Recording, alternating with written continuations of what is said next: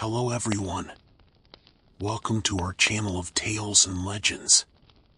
Today, we're diving into the fascinating world of Irish mythology with an enchanting story about a young farmer who encounters a leprechaun and embarks on a magical journey through the hidden realms of Ireland.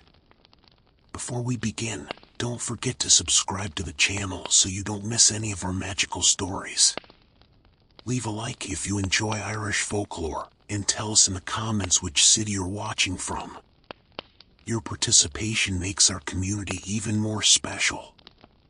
Now, get ready for an adventure filled with magic, mystery, and the wonders of ancient Ireland. The morning mist clung to the fields like a gossamer veil, obscuring the boundary between earth and sky.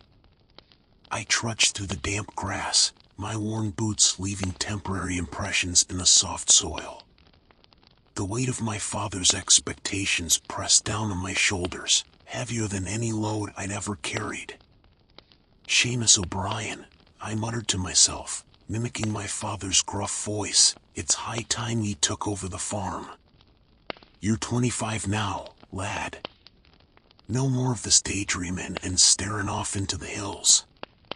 I sighed, running a calloused hand through my unruly red hair. The farm had been in our family for generations, but the thought of spending the rest of my days tilling these same fields filled me with a restlessness I couldn't shake. As I neared the far edge of our property, where the wheat fields met the ancient stone wall that marked the boundary, a faint whisper caught my ear. I froze, straining to hear it again over the gentle rustle of the crops. "Seamus." The whisper came again, sending shivers down my spine. It wasn't the wind, it was too deliberate, too knowing. "Hello?" I called out, my voice sounding small in the vast expanse of the field. "Is someone there?" Silence answered me, broken only by the distant cry of a crow. I shook my head, chuckling nervously. "Get a hold of yourself, Seamus. You're imagining things now."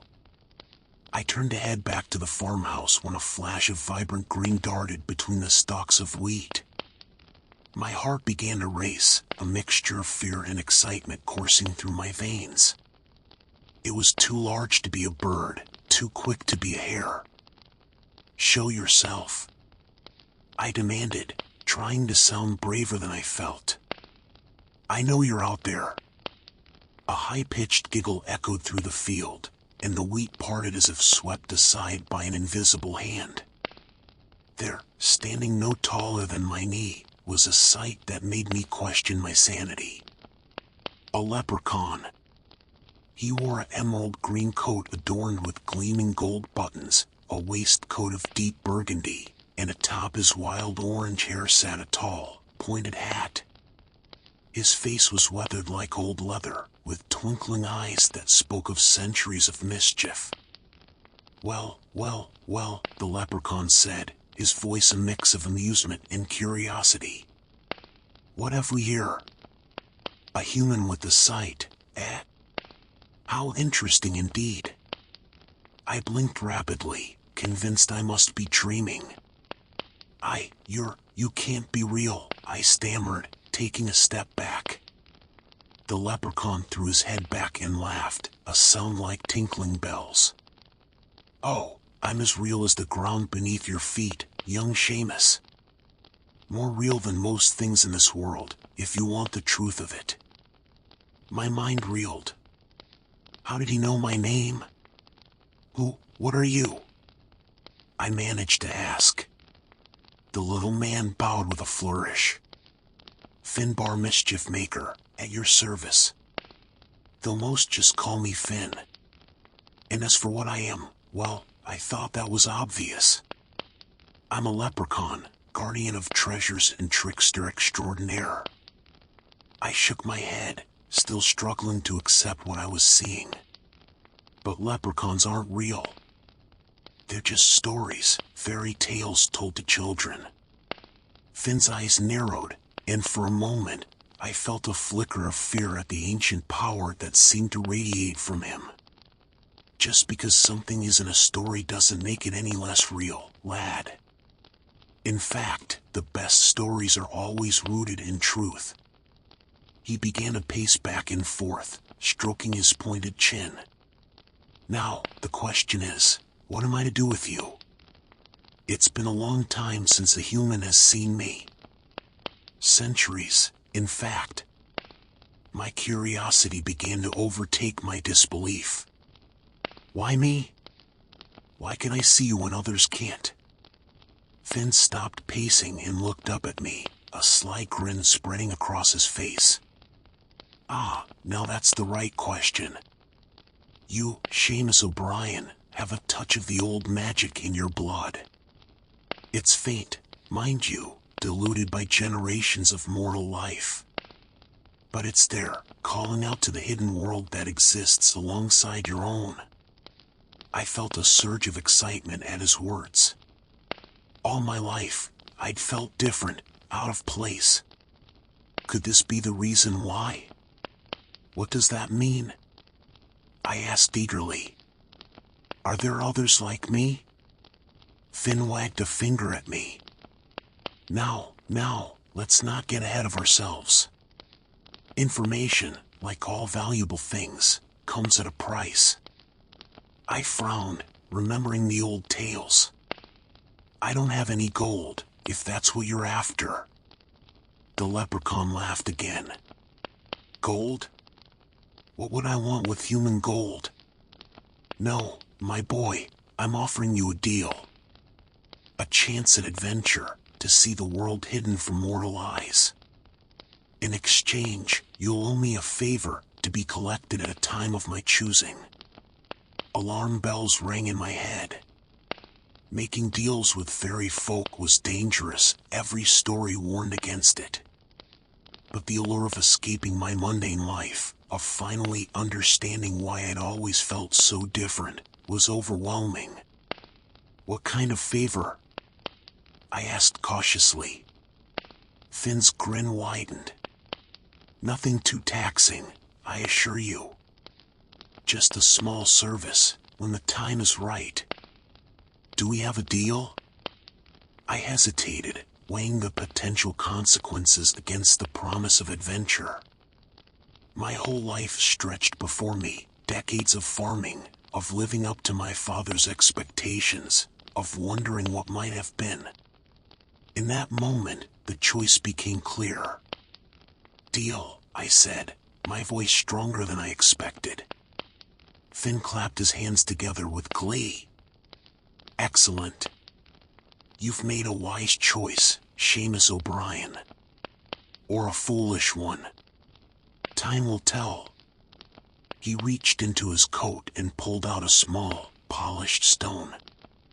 It was unremarkable at first glance, but as he held it up, I saw flashes of color swirling beneath its surface.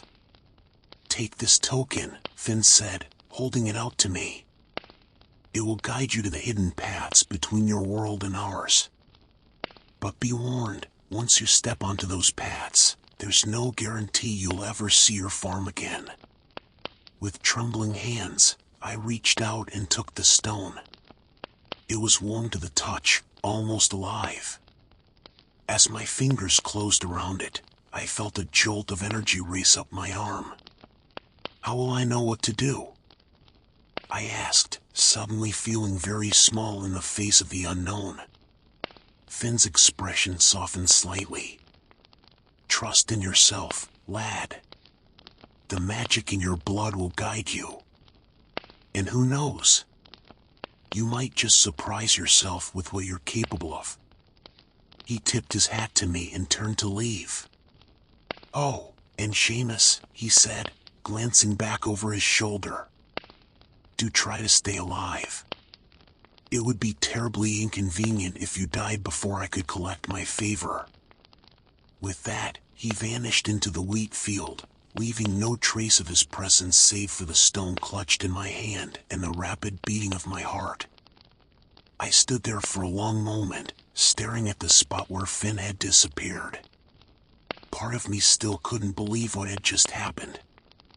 but the weight of the stone in my palm was undeniable proof. As I turned to head back to the farmhouse, my mind raced with possibilities. How would I explain this to my parents? Should I even try? Would they think I'd gone mad if I told them I'd met a leprechaun? One thing was certain, my life would never be the same. For better or worse, I had taken the first step on a journey beyond anything I could have imagined. As I walked through the misty fields, the mundane world around me seemed to shimmer with newfound potential, as if the veil between realms had already begun to thin. Whatever adventures lay ahead, whatever challenges I might face, I knew in my heart that I was finally on the path I was meant to follow. With each step, I left behind the life that had been planned for me and walked towards a destiny of my own choosing. The token pulsed warmly in my hand, a constant reminder of the extraordinary encounter and the promise of magic that now awaited me. As I reached the farmhouse, I paused, taking one last look at the familiar fields that had been my whole world until now. Goodbye, I whispered, to the farm, to my old life, to everything I'd known. Then, squaring my shoulders, I stepped inside to pack my bags and embrace the unknown. The sun had barely crested the horizon when I slipped out of the farmhouse, a small pack slung over my shoulder. I'd left a note for my parents, though I knew no words could truly explain my sudden departure. The weight of the token in my pocket served as a constant reminder of the extraordinary path I'd chosen. As I wandered through the misty countryside, my mind reeled from the encounter with Finn. Had it all been real? The stone's warmth against my thigh assured me it was no dream, yet doubt still gnawed at the edges of my consciousness.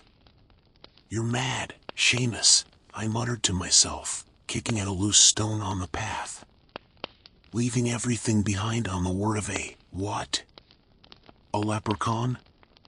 But even as I questioned my sanity, my feet carried me forward, away from the familiar and into the unknown. The rolling hills of County Kerry stretched out before me, shrouded in a light mist that softened the world's edges. Hours passed, and the sun climbed higher in the sky. I found myself in a part of the countryside I'd never seen before, though I'd lived in these parts all my life. The path narrowed, winding between ancient oaks whose gnarled branches seemed to reach out like grasping fingers. A flicker of movement caught my eye, and I turned to see a red fox watching me from the underbrush. Its eyes seemed to glow with an unnatural intelligence. "Are you real?" I asked, feeling foolish even as the words left my mouth. "Or are you some kind of fairy guide?" The fox tilted its head, regarding me with what I could have sworn was amusement.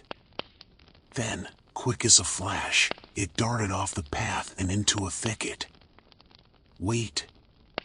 I called, scrambling after it. Branches whipped at my face as I pushed through the dense foliage. "Where are you going?" I burst through the other side of the thicket, expecting to see more forest. Instead, I skidded to a halt, a gasp escaping my lips. Before me stood an ancient stone archway, its weathered surface covered in intricate spirals and knotwork that seemed to shimmer with an otherworldly light. The fox was nowhere to be seen. "Sweet Mother of God," I whispered, approaching the archway with cautious steps. It stood at least 12 feet tall, its stones fitted together so perfectly that not even a blade of grass could grow between them. The air around it seemed to hum with energy, making the hair on my arms stand on end. As I drew closer, the token in my pocket began to grow warm, almost uncomfortably so. I pulled it out, marveling at the swirling colors that now danced across its surface. "Well, Finn," I said to the empty air, "I suppose this is what you meant by hidden paths." I stood before the archway, hesitation gripping me as I contemplated the threshold. On one side lay the safety of my mundane life, difficult and unfulfilling as it sometimes was, at least it was familiar. On the other, the unknown, with all its dangers and wonders. You can still turn back, a small voice in my head whispered. Go home, apologize to your parents, forget this madness. But even as the thought formed, I knew I couldn't do it. The longing for something more, something magical, had been with me for as long as I could remember. To turn back now would be to deny a fundamental part of myself. Taking a deep breath, I squared my shoulders and stepped forward. Here goes nothing, I muttered, and crossed the threshold. The world around me dissolved into a swirling mist. I felt as though I was floating, weightless, with no sense of up or down. Panic began to rise in my chest. Had I made a terrible mistake? Hello? I called out, my voice sounding muffled and distant. Is anyone there? No answer came. I don't know how long I drifted in that featureless void. It could have been moments or hours. Time seemed to have no meaning here. Just as despair began to set in, I felt solid ground beneath my feet. The mist began to clear, parting like a theater curtain to reveal a sight that took my breath away. Before me stretched a landscape of impossible beauty. Rolling hills of the most vibrant emerald green I'd ever seen, dotted with flowers and colors I had no names for. Crystal clear lakes reflected the sky like perfect mirrors, their surfaces broken only by the occasional leap of what looked like silver fish. In the distance, I could see snow-capped mountains that seemed to touch the clouds, their peaks wreathed in mist. Oh my, I breathed, awe filling my being. It's beautiful. Isn't it just? A melodious voice agreed from behind me. I whirled around to find myself face to face with a woman of ethereal beauty. Her hair was the color of moonlight, flowing down her back like a silver waterfall. Her eyes, a deep, mesmerizing purple, regarded me with curiosity and amusement. Welcome, Seamus O'Brien, she said, her voice like music. We've been expecting you. I gaped at her, struggling to find my voice. You have? But how? Who are you? She laughed, a sound like tinkling bells. I am Neve of the golden hair, though it's been some time since my hair lived up to that name. As for how we knew you were coming, well, word travels fast in the realm of the city. City? I repeated, the old stories coming back to me. You mean, the fairies? The fair folk? Neve nodded, a mischievous glint in her eye. The very same. Though I'd be careful about using the F word around here. Some find it rather offensive. My head was spinning. But I thought, aren't the cities supposed to be dangerous? Oh, we can be, Neve said, her smile showing just a hint of sharpness. But not to those who come in peace and with respect. You've been granted passage, Seamus. That makes you a guest, and we take hospitality very seriously. I nodded, remembering the old tales about the importance of fairy hospitality. Thank you, I said, bowing slightly. I'm honored to be here. Neve's expression softened. You're welcome, child of two worlds. Now come, there's much to see, and time flows differently here. We mustn't dawdle. As we set off across the verdant landscape, I couldn't help but ask, what did you mean, child of two worlds? Neve glanced at me sidelong. You have fairy blood in your veins, Seamus.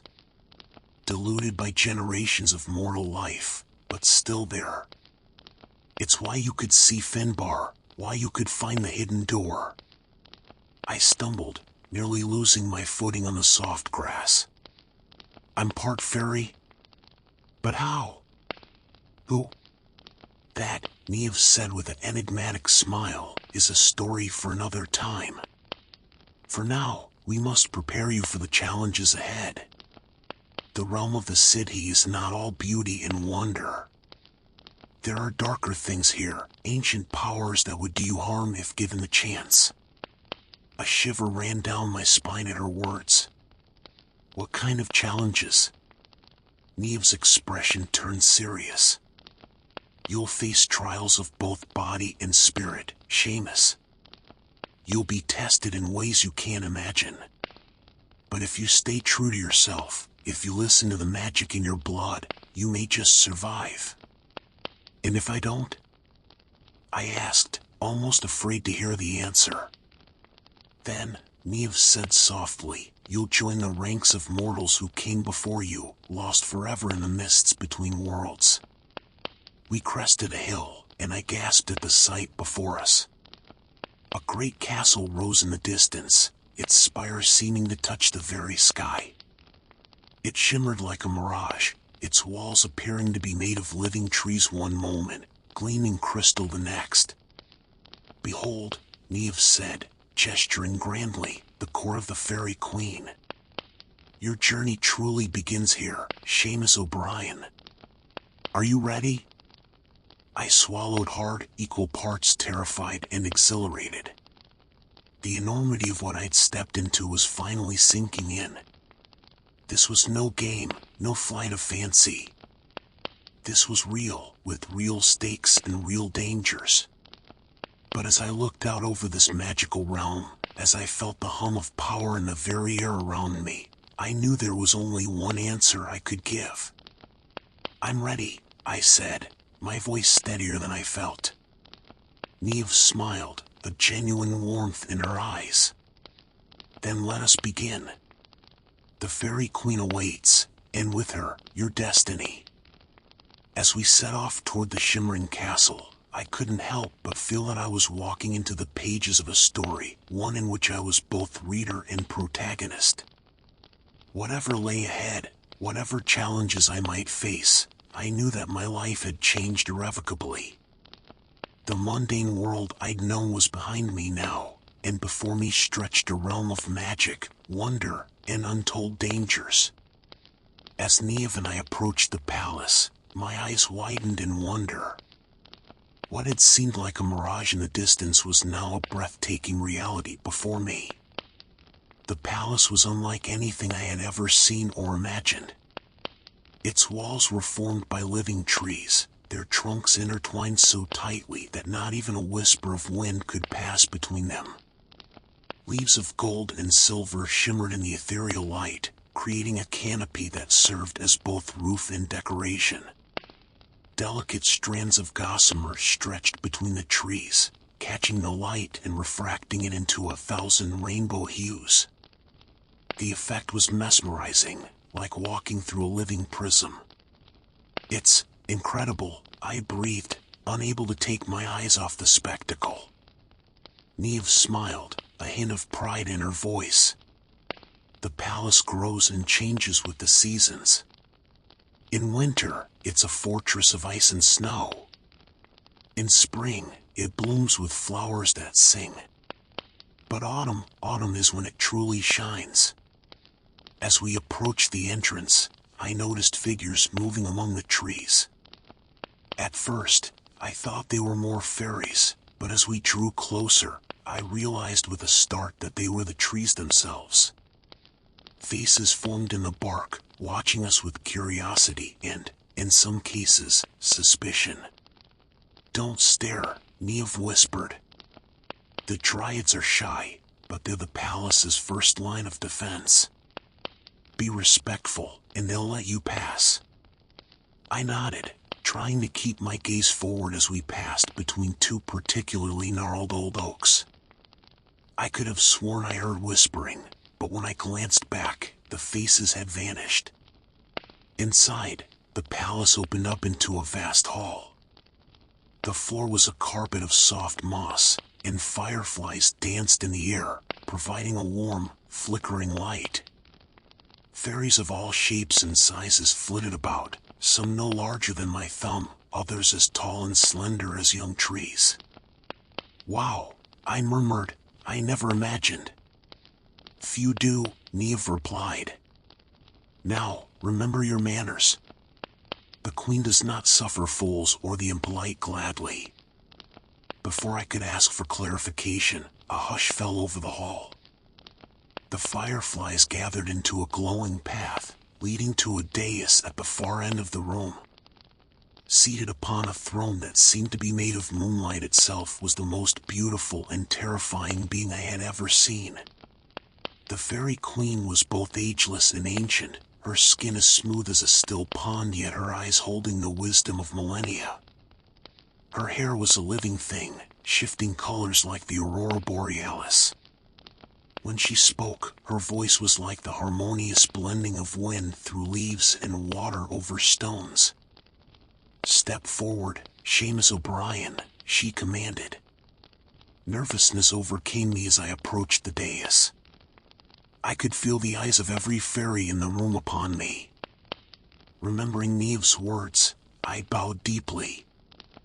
"Your Majesty," I said, proud that my voice didn't waver, "I am honored to be in your presence." The queen's lips curved in a smile that didn't quite reach her eyes. "Are you now?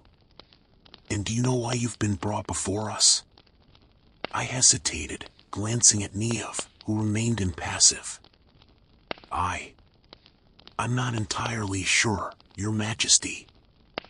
I was told there were challenges I must face." "Indeed," the queen said, leaning forward. "But do you know why these challenges exist? Why we have allowed a mortal, even one with a touch of our blood, into our realm?"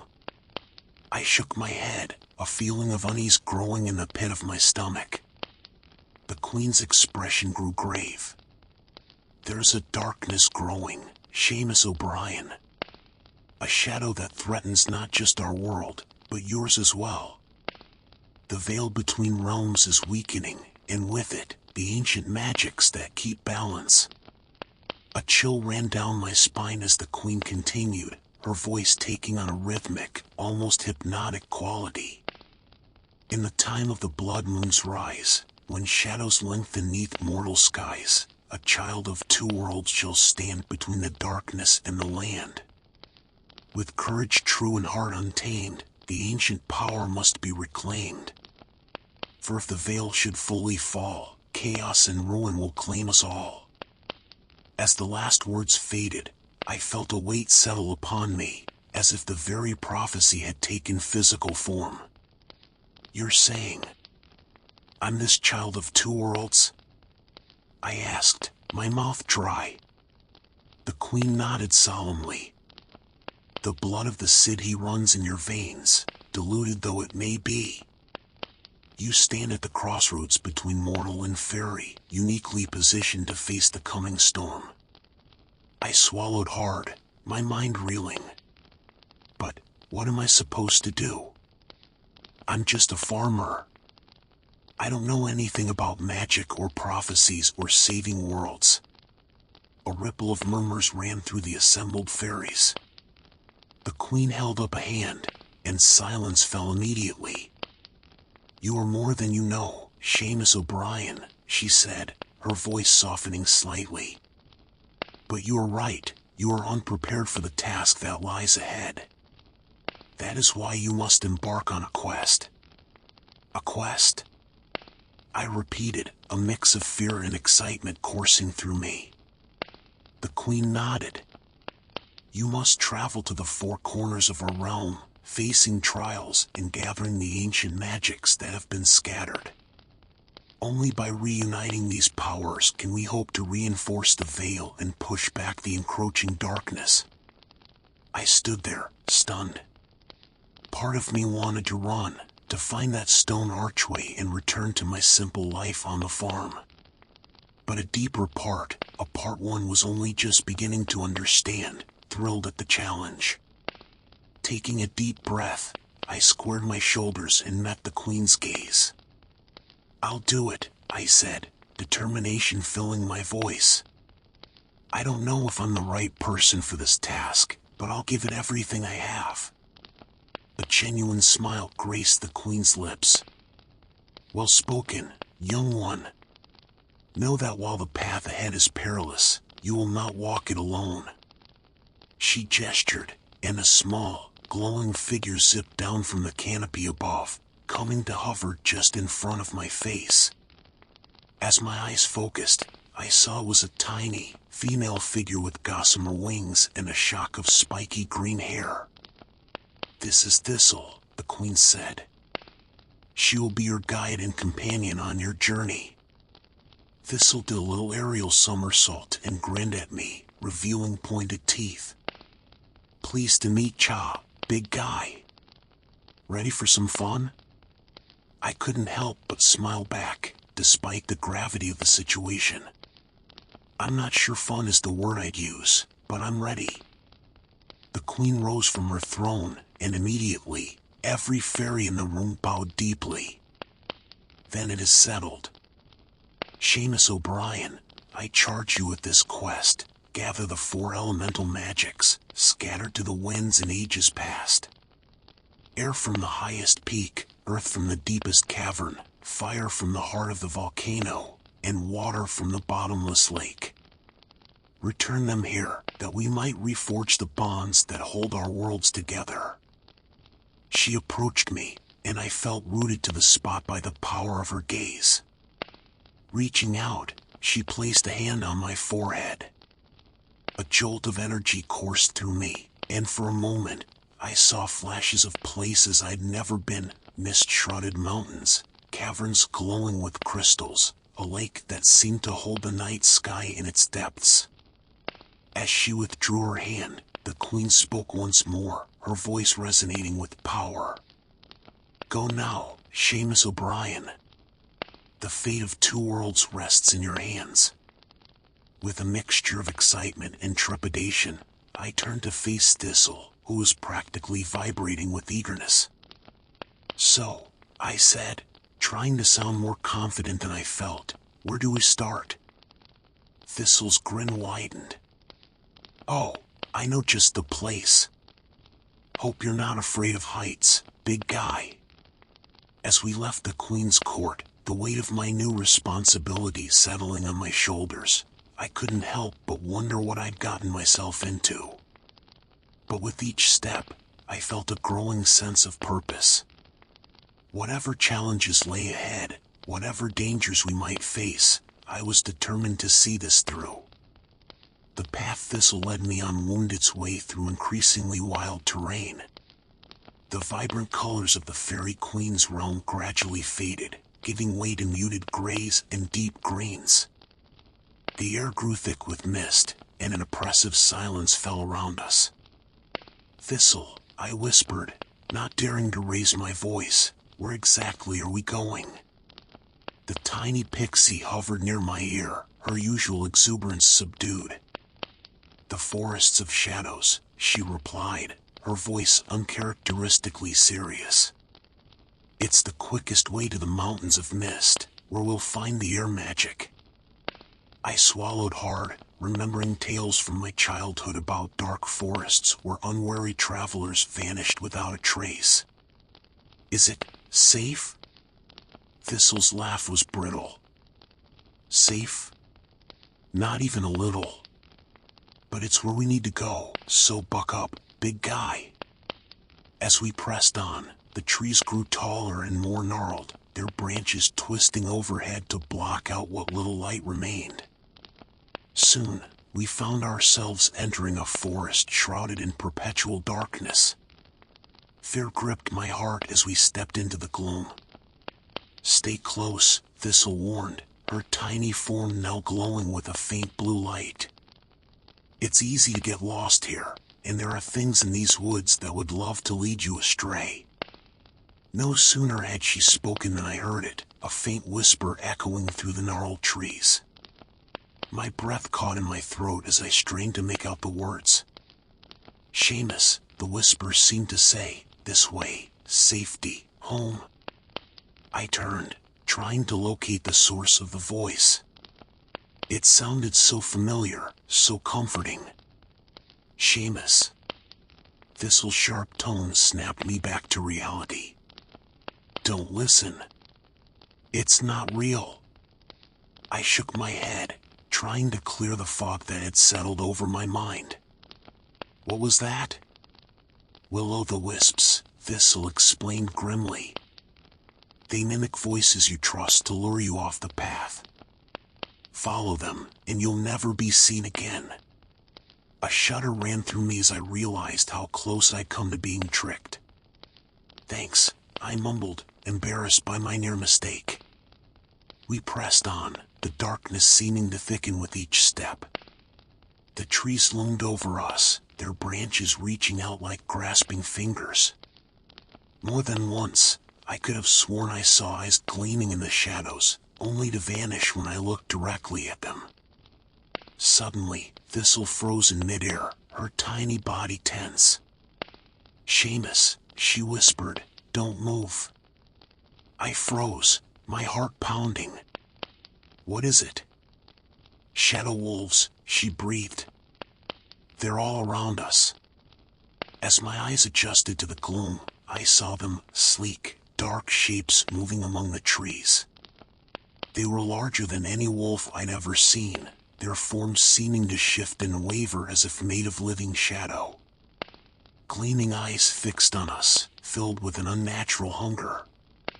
Panic rose within me as the wolves began to close in, forming a tight circle around us.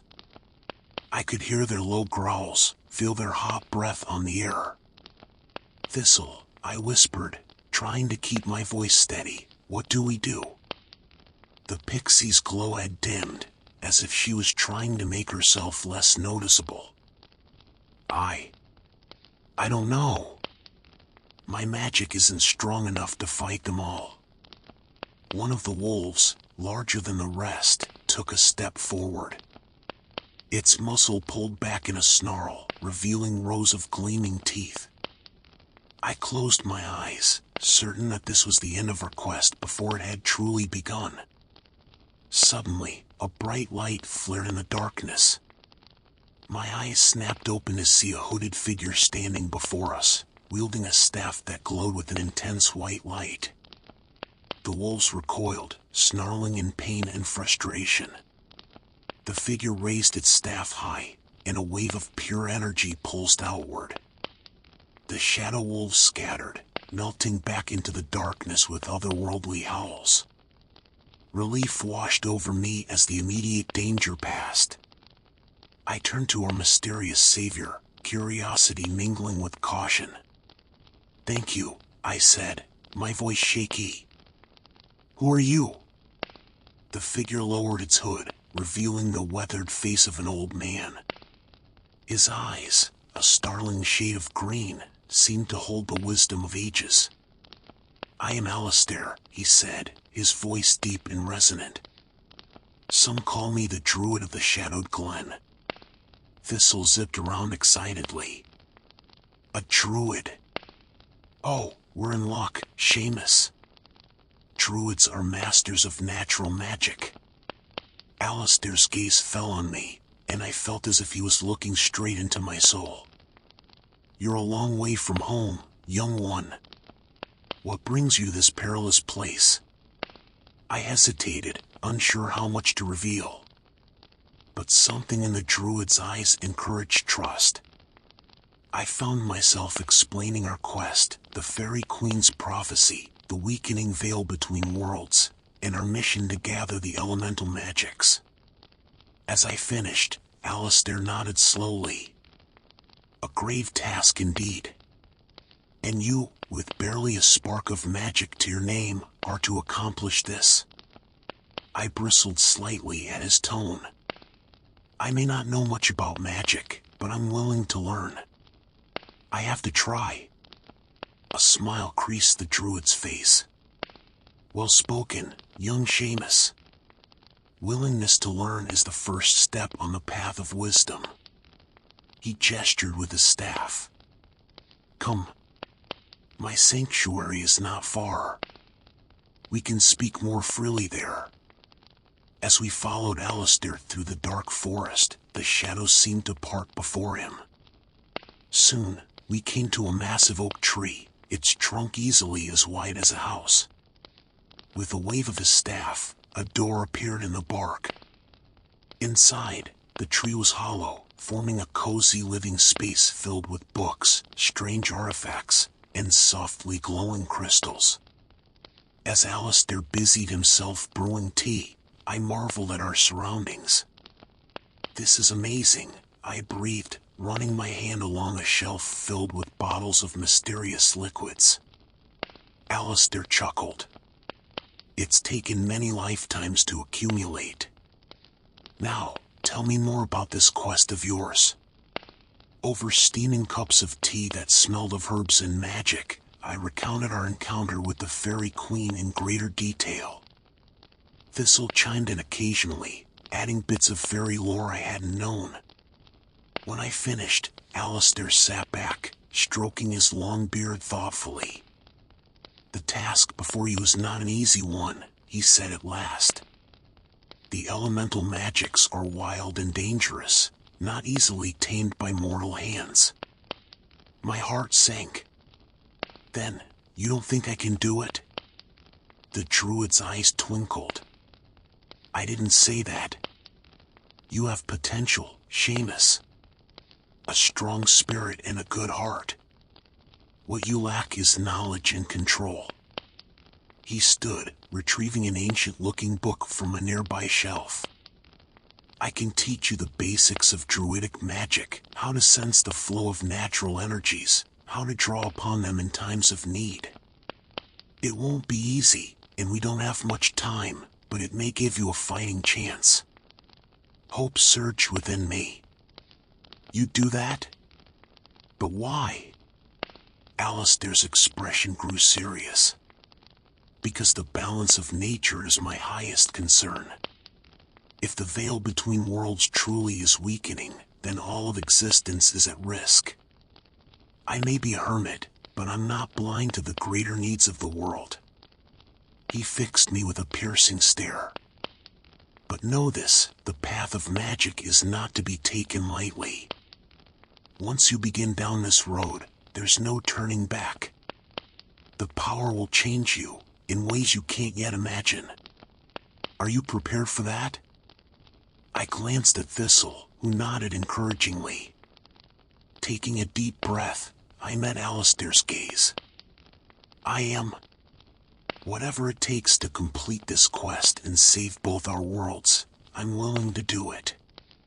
A slow smile spread across the druid's face. "Very well. Then let us begin. We have much to cover, and the shadows grow longer with each passing moment." As Alistair began to instruct me in the basics of sensing magical energies, I felt a mix of excitement and trepidation. I was about to embark on a crash course in ancient magic, guided by a mysterious druid in the heart of a shadowy forest. It was more than I could have ever imagined when I left my farm just days ago. Whatever challenges lay ahead, I was determined to face them. With Thistle's guidance, Alistair's teachings, and my own growing determination, I would see this quest through to the end. The fate of two worlds depended on it. Days blurred into nights as I trained under Alistair's watchful eye. The druid was a demanding teacher, pushing me to my limits and beyond. I learned to sense the subtle energies that flowed through the natural world, to draw upon them and shape them to my will. It was exhilarating and exhausting in equal measure. Finally, as the moon waned to a sliver in the sky, Alistair declared me ready for the final test. "The trial of elements," he intoned solemnly, leading me to a clearing deep in the heart of the forest. "Here, you must prove your mastery over the four fundamental forces of nature." As we entered the clearing, I gasped. For stone altars stood in a perfect circle, each radiating a different energy that I could now sense with my newly awakened abilities. Air, earth, water, and fire, the building blocks of creation. Doubt plagued me as I stood before the elemental altars. "Alistair," I said, my voice wavering, I'm not sure I'm ready for this." The druid's eyes were kind but unyielding. "You are as ready as you can be, given the time we had. Remember, Seamus, the elements respond not just to skill, but to the strength of your will and the purity of your intent." Thistle, who had been uncharacteristically quiet during my training, flitted nervously around my head. "You can do this, big guy," she encouraged. "We believe in you." I took a deep breath, centering myself as Alistair had taught me. "What must I do?" Alistair gestured to the altars. "You must commune with each element in turn, proving your worth to wield its power. Be warned, the trials will challenge you in ways you cannot anticipate. Trust in yourself, and in the magic you've awakened." With a nod of determination, I approached the first altar. It was carved with swirling patterns that seemed to move in an unfelt breeze. As I placed my hands upon it, I felt a rush of air surround me. Suddenly, I was lifted off my feet, carried aloft by winds that howled and buffeted me from all sides. Terror gripped me for a moment, but I forced it down, remembering Alistair's teachings. I closed my eyes, feeling the currents of air, understanding their ebb and flow. With a thought, I directed the winds, soaring higher and higher until I burst through the canopy of the forest. Exhilaration coursed through my veins as I commanded the wind to lift me high above the treetops. The world spread out below me, a tapestry of green and shadow. "I did it!" I shouted, my voice carried away by the wind. "I'm flying." As quickly as it had begun, the trial ended. I found myself back in the clearing, my feet firmly on the ground but my heart still soaring. Alistair nodded approvingly. "Well done. You've passed the trial of error. But do not celebrate yet, 3 more await you." Still buzzing from my success, I moved to the second altar. This one was rough-hewn, covered in moss and lichen. As I touched it, the ground beneath my feet began to tremble. The earth itself seemed to come alive, shifting and roiling like a stormy sea. Instinctively, I reached out with my newfound senses, feeling the solidity and strength of stone and soil. A sense of power overwhelmed me as I shaped the earth beneath my feet. With gestures and force of will, I raised towering pillars of stone, created canyons and bridges, molded the very landscape to my desire. Incredible, I breathed, marveling at what I had wrought. But the trial wasn't over. The earth I had shaped began to collapse, threatening to crush me. Gritting my teeth, I pushed back, stabilizing the stone, finding the balance between creation and destruction. When it ended, I was sweating and breathless, but triumphant. Alistair's eyes gleamed with pride. "You begin to understand true power, Seamus. But power without wisdom is a dangerous thing. Remember that as you face the next trial." The third altar was smooth and blue, like polished sea glass. As my fingers brushed its surface, I heard the roar of rushing water. Before I could react, I was plunged into the depths of a raging river. Terror gripped me as I struggled against the chaotic currents. Water filled my lungs, and panic threatened to overwhelm me. But in that moment of desperation, I remembered Alistair's words about the fluidity of water, its ability to adapt and flow around obstacles. Calming my mind, I reached out to the water, not fighting against it but becoming one with its flow. Gradually, I felt my body changing, becoming fluid and adaptable like the element itself. I moved through the water with grace and speed, shaping it to my will, creating whirlpools and waves.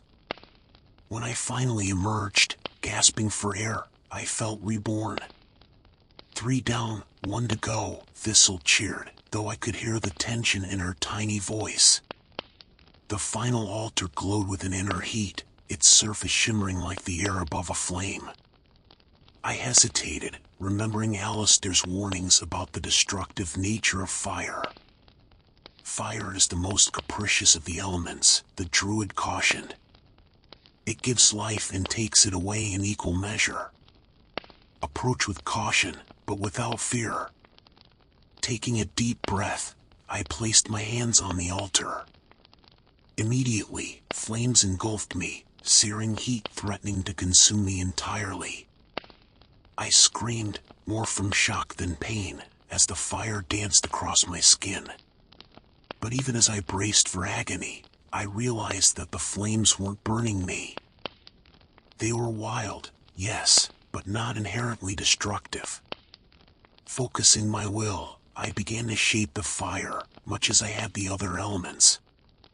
I created intricate patterns of flame, sent sparks dancing through the air like fireflies.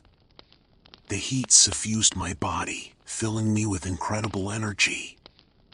Then, without warning, the fire turned to lightning, arcing through my body in searing bolts. I cried out, struggling to contain the raw power that threatened to tear me apart. "Control it, Seamus." Alistair's voice cut through the chaos. "The lightning is an extension of your will. Direct it, shape it, make it yours." Gritting my teeth, I focused all my concentration on the wildly arcing energy. Slowly, painfully, I brought it under control, feeling it course through my body not as a foreign invader, but as a part of myself. With a final, triumphant shout, I released the energy skyward in a blinding bolt of lightning. Thunder crashed overhead as I collapsed to my knees, my body crackling with residual energy. Triumph filled my heart as I realized I had passed the final trial. I looked up at Alistair, grinning despite my exhaustion. "I did it," I panted. "I actually did it." The druid helped me to my feet, his eyes shining with pride and something else, concern, perhaps. "You have indeed, young Seamus. You've shown remarkable aptitude for one so new to the magical arts." Thistle buzzed around excitedly. "That was amazing. You were all whoosh with the air, and boom with the earth, and splash with the water, and then zap with the fire and lightning. I've never seen anything like it." As the adrenaline of the trials faded, I felt a bone-deep weariness settle over me. But beneath the exhaustion was a new sense of confidence, of connection to the world around me. "What happens now?"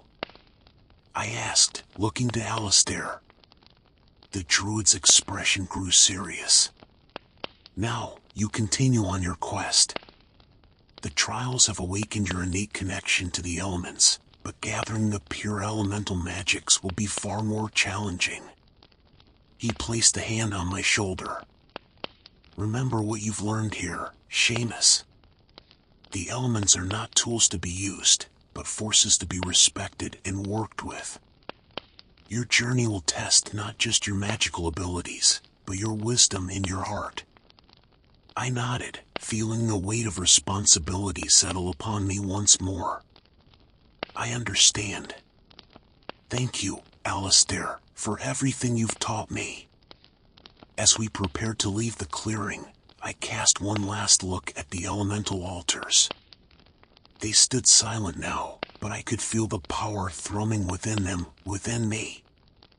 Whatever challenges lay ahead on our quest, I knew I was now better prepared to face them. The salty breeze whipped through my hair as Thistle and I made our way along the craggy coastline. After days of travel from Alistair's forest, the landscape had changed dramatically. Gone were the shadowy woods, replaced by windswept cliffs and the endless expanse of the sea. "We're getting close," Thistle shouted over the crashing waves.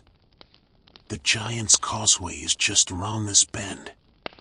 As we turned the corner, I stopped in my tracks, awe striking me as we approached the Giant's Causeway. Thousands of interlocking hexagonal columns stretched out before us, creating a natural pathway that disappeared into the churning sea. The basalt pillars, perfectly formed as if carved by some impossible hand, rose and fell in a mesmerizing pattern. "It's incredible," I breathed, taking in the sight. "I've heard stories, but I never imagined." Thistle landed on my shoulder, her tiny voice filled with excitement. "It's one of the wonders of both our worlds, Seamus. The boundary between realms is thin here." As we made our way onto the causeway itself, I marveled at the smooth surface of the columns beneath my feet. Each step felt charged with an ancient power that resonated with the magic I had been learning to control. "So, what exactly are we doing here?" I asked, carefully navigating a particularly uneven section. "Is one of the elemental magics hidden here?" Thistle shook her head. "Not exactly. We're here to seek the wisdom of Finn McCool, the giant who built this causeway. He's one of the oldest and wisest beings in either realm. If anyone knows where to find the pure elemental magics, it's him." I frowned, remembering the old tales. But isn't Finn McCool just a legend? A story to explain the causeway's formation? Before Thistle could respond, the ground beneath our feet began to shake violently. I stumbled, nearly losing my footing on the slick stone. "What's happening?" I shouted over the rumbling. Thistle's eyes were wide with a mixture of fear and excitement. "He's coming." Finn McCool approaches. My heart raced as the shaking intensified. In the distance, I saw the sea churn and rise, forming a massive, humanoid shape. As it approached the shore, features became clear, a craggy face like weathered stone, eyes that flashed like lightning, a beard of seaweed and foam. Finn McCool, the legendary giant, stood before us, easily as tall as a mountain. His voice boomed like thunder as he spoke. "Who dares to tread upon my causeway?" I swallowed hard, trying to find my voice. Thistle nudged me encouragingly. Taking a deep breath, I stepped forward.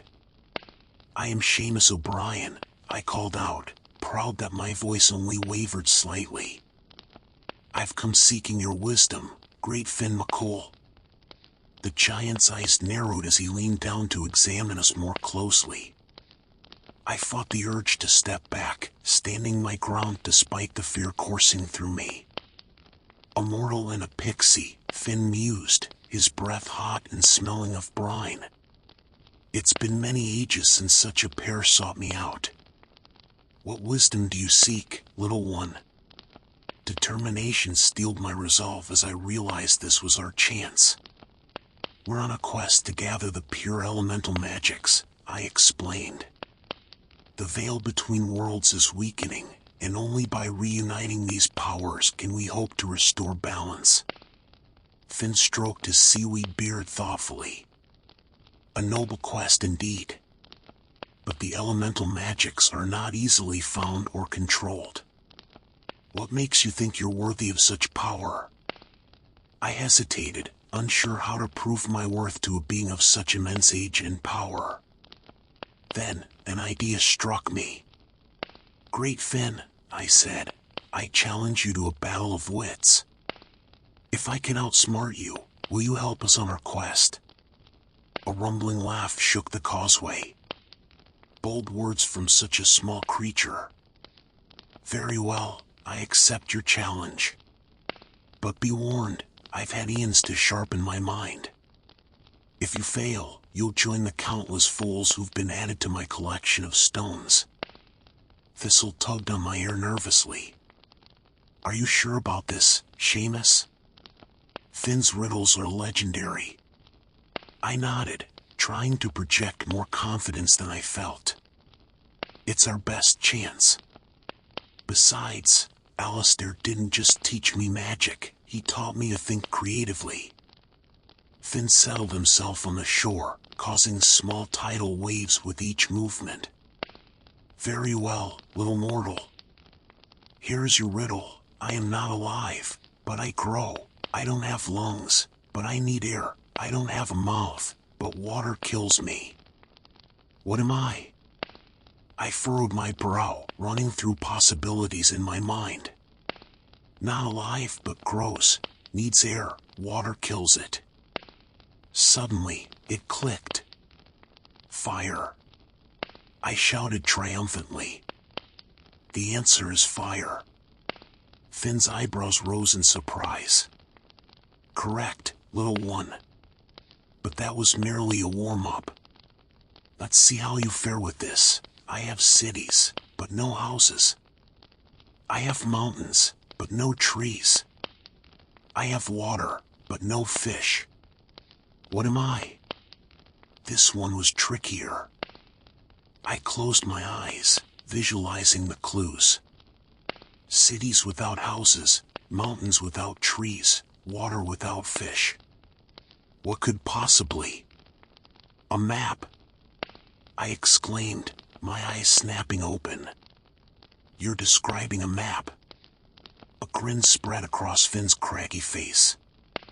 Well done, mortal. You've a quicker mind than most who've challenged me. But can you solve this final riddle? The one who makes it, sells it. The one who buys it, never uses it. The one who uses it, never knows they're using it. What is it? This one gave me pause. I paced back and forth along the causeway, muttering the clues to myself. Thistle watched anxiously, her wings fluttering with nervous energy. Made, sold, bought but never used by the buyer, used without knowing. What could possibly fit all those criteria?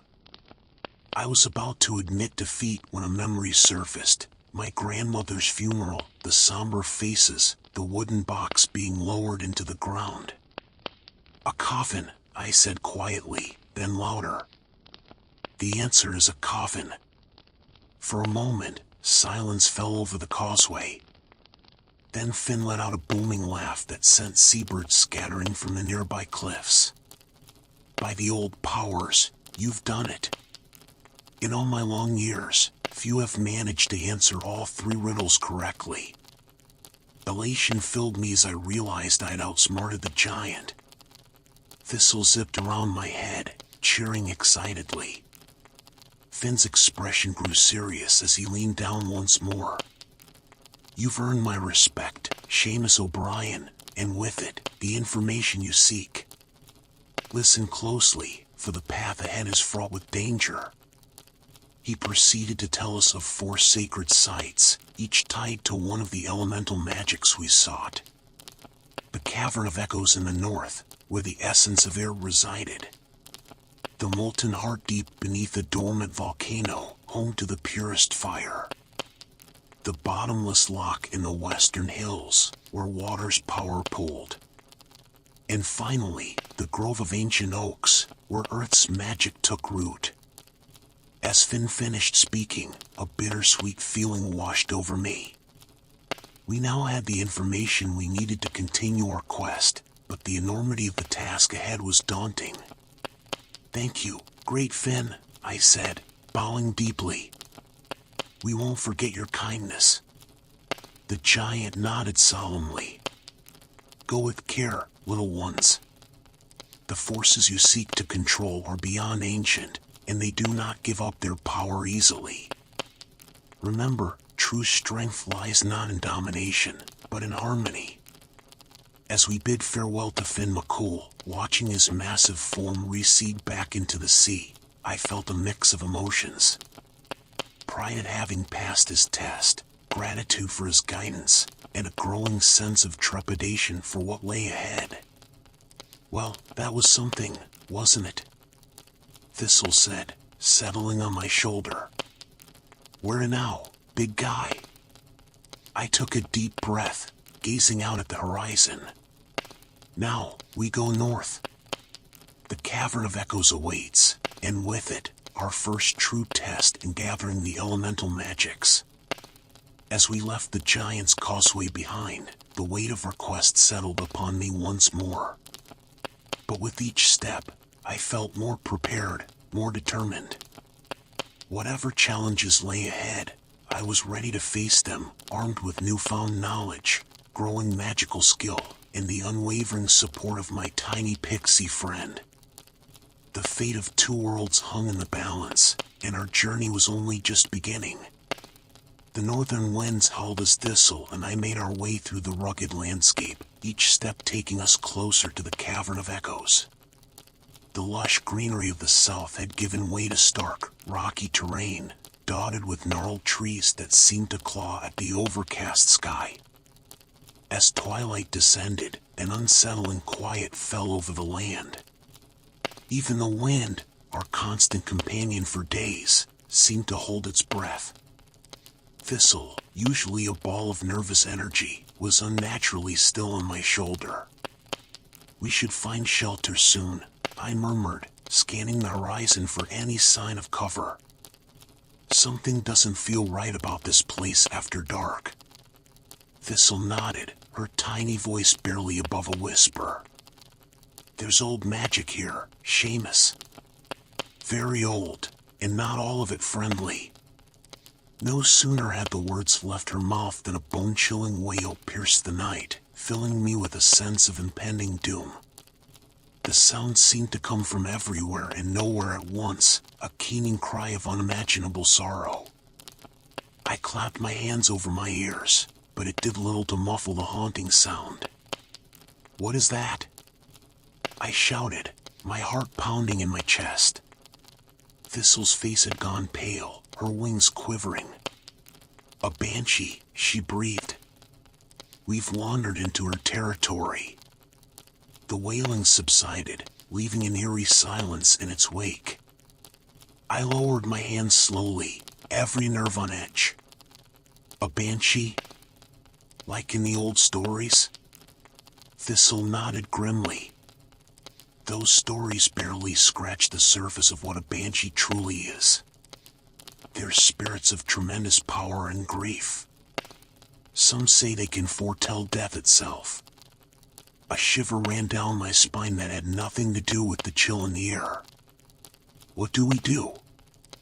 Run?" The pixie shook her head. "Running won't help. If she's noticed us, and that cry suggests she has, she'll find us wherever we go in her domain." Thistle's eyes darted around nervously. "Our best bet is to find her and, well, hope she's in a talking mood." "Talk to her?" I hissed incredulously.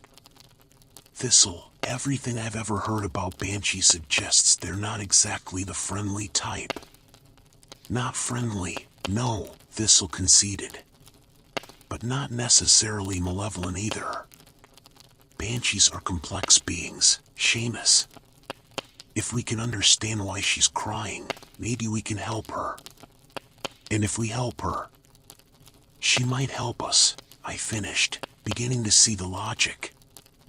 Still, the prospect of actively seeking out a wailing spirit of death wasn't exactly appealing. "Any idea where we should start looking?" Thistle pointed to a cluster of shadows in the distance. As my eyes adjusted, I could make out the crumbling ruins of what might have once been a church or monastery. Surrounding it was a sea of weathered stone markers, an ancient graveyard. Dread consumed me as we approached the graveyard. Mist swirled ominously around the tombstones, obscuring the ground and creating the unnerving illusion that we were walking on clouds. The ruined church loomed before us, its broken spire a jagged silhouette against the night sky. "I don't like this, Thistle," I muttered, carefully picking my way between the graves. "It feels like we're being watched." "We probably are," the pixie replied, her usual cheerfulness notably absent. "Stay alert, and whatever you do, don't." Her warning was cut short as I stumbled, my foot catching on a hidden root.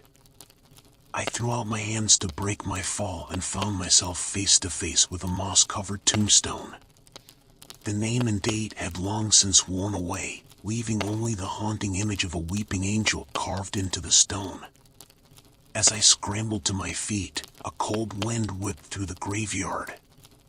The mist began to coalesce, swirling faster and faster until it formed a vaguely humanoid shape. My blood ran cold as we came face to face with the banshee, her ethereal form radiating sorrow and despair. She was both beautiful and terrifying to behold. Her long, silvery hair flowed around her as if underwater, partially obscuring a face of otherworldly beauty. But her eyes were pools of infinite sadness, filled with the weight of countless tragedies. For a long moment, we stood frozen, neither side making a move. Then, slowly, I raised my hands in what I hoped was a universal gesture of peace. We mean you no harm," I said, proud that my voice only shook a little. The banshee tilted her head, regarding me with those sorrowful eyes.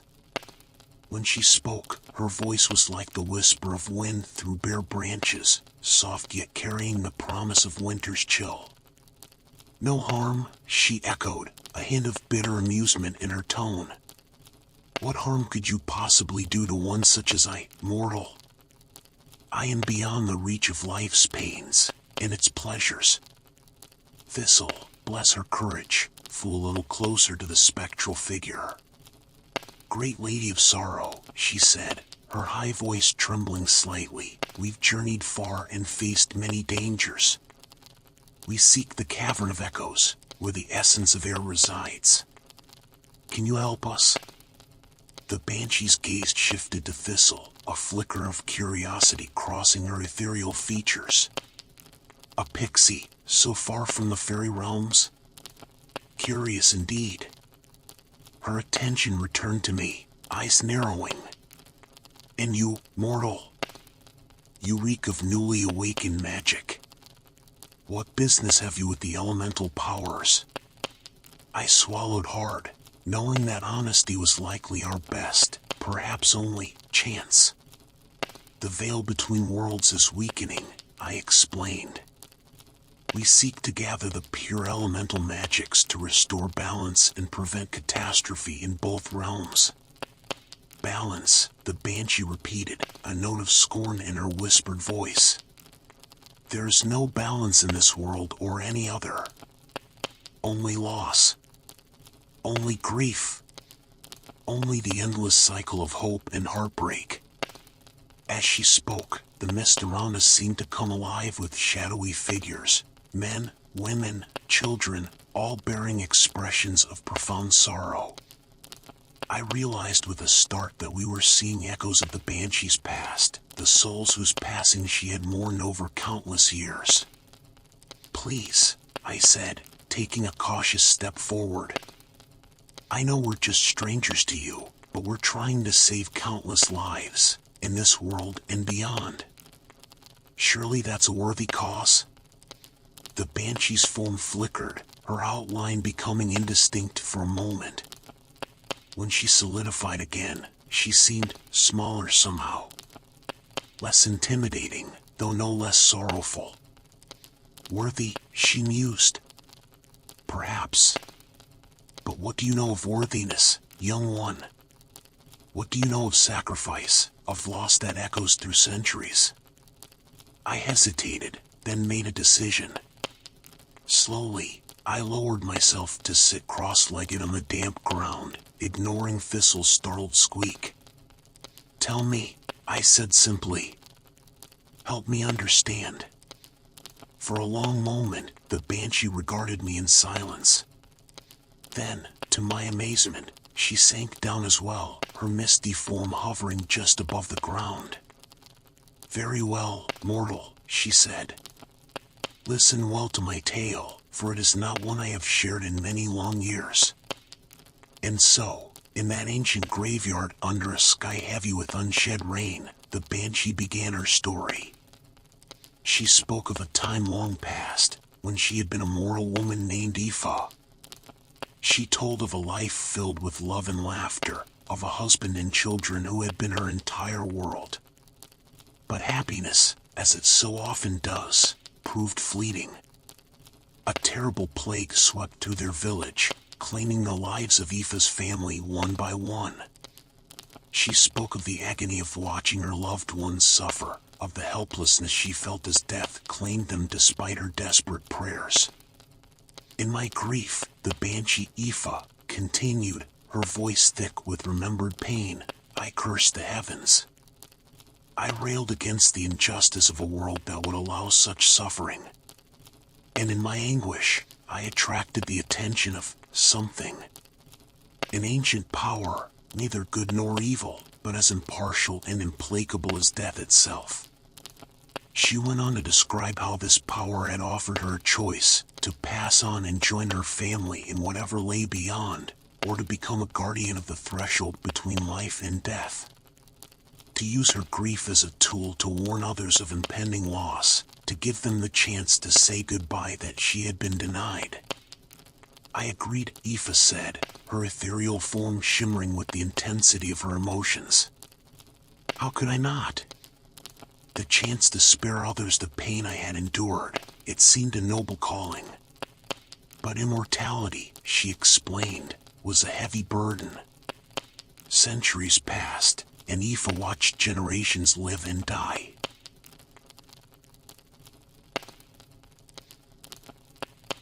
She wailed her warnings of approaching death, but more often than not, her cries went unheeded or misunderstood. People came to fear her, to see her as a harbinger of doom rather than a messenger of mercy. And so, she concluded, her voice barely above a whisper, I retreated to this place of ancient sorrows. Here, among the dead, I no longer need to watch the living fear my approach. Here, I can mourn in peace. As Aoife's tale came to an end, I found myself blinking back tears. Compassion overwhelmed me as I listened to the banshee's tragic tale, realizing that not all spirits were malevolent. Here was a being who had suffered unimaginable loss, who had sacrificed her own chance at peace in a misguided attempt to help others. Aoife, I said softly, reaching out before catching myself. My hand hovered in the air between us, unable to offer the comfort of a touch. I'm so sorry. For everything you've lost, for everything you've endured. The banshee's eyes met mine, surprise flickering in their depths. Your compassion is unexpected, mortal. It has been long indeed since any living soul looked upon me with anything but fear. Thistle, who had remained uncharacteristically quiet throughout Aoife's tale, fluttered closer. Is there truly nothing that can be done? She asked. No way to release you from this burden? Aoife shook her head slowly. The choice I made was binding. I am bound to this existence until... She trailed off, a faraway look in her eyes. I leaned forward, curiosity overcoming my lingering fear. Until what? The banshee refocused on me, a hint of something, hope. In her gaze, there was a condition to my transformation. A way out, if you will. But it's impossible.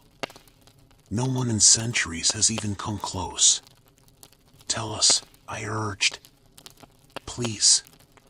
Maybe we can help. Aoife hesitated, then nodded. Very well. The power that changed me said that I would be released from my duty if I could find a soul willing to take my place. One who would willingly shoulder the burden of grief and warning, knowing full well the cost. I exchanged a glance with Thistle, seeing my own determination reflected in her tiny face. And if someone were willing, I said carefully, what exactly would that entail? The banshee's eyes widened in disbelief. Surely you're not suggesting... No. I cannot allow it. You're on an important quest, you said so yourself. The fate of two worlds hangs in the balance. You cannot throw that away on a mere possibility of freeing one tormented soul. I held up a hand, smiling gently. I'm not offering to take your place permanently, Aoife. But maybe there's a middle ground. What if I could take on your role temporarily? Just long enough to give you a taste of rest, a chance to remember what peace feels like. Thistle tugged on my ear urgently. Seamus, are you sure about this? We don't know what effect it might have on you, or on our quest. I nodded, my mind made up. I'm sure, Thistle. We came here seeking help, remember? Maybe this is how we earn it. Besides, I added, turning back to Aoife, it's the right thing to do. The banshee stared at me, an array of emotions playing across her ethereal features. You would do this, she whispered. For a stranger? For a being you were taught to fear? I would, I said firmly. Now, how do we do this? Aoife rose, her form seeming to grow more substantial as purpose filled her. It is no simple thing you offer, Seamus. But if you are certain. She held out her hand, a swirling mist gathering in her palm. Take this. It is a fraction of my essence, my power. Bear it within you for the span of 3 days and 3 nights. In that time, you will know a taste of my existence. You will feel the approach of death, and you must warn those in danger with your cry. I stood as well, eyeing the misty orb in Aoife's hand. And after 3 days, return here, she said. If you still wish it, I will reclaim my power and my duty. But know this, even this brief time may change you in ways you cannot foresee. Are you truly prepared for that? I took a deep breath, steeling myself. I am. With a nod of acknowledgement, Aoife pressed the orb of mist against my chest. For a moment, nothing happened. Then, a bone-deep chill swept through me, followed by a wave of sorrow so profound it brought me to my knees. I gasped, overwhelmed by the intensity of the emotions flooding through me. Grief, loss, loneliness, centuries of it, compressed into a single moment. Dimly, I was aware of Thistle calling my name, of Aoife watching with a mix of concern and wonder. Gradually, the initial shock faded, leaving behind a persistent ache in my chest and a newfound awareness of everything.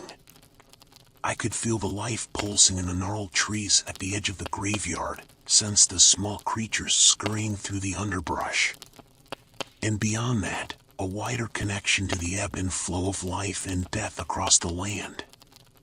As I struggled to my feet, I caught sight of my reflection in a pool of rainwater. My eyes, once a mundane brown, now shimmered with an ethereal light. Streaks of silver ran through my hair, as if I'd aged decades in moments. It is done, Aoife said softly. Already, she looked more at peace than she had since we'd encountered her. How do you feel, Seamus? I opened my mouth to respond, but what came out was not my voice.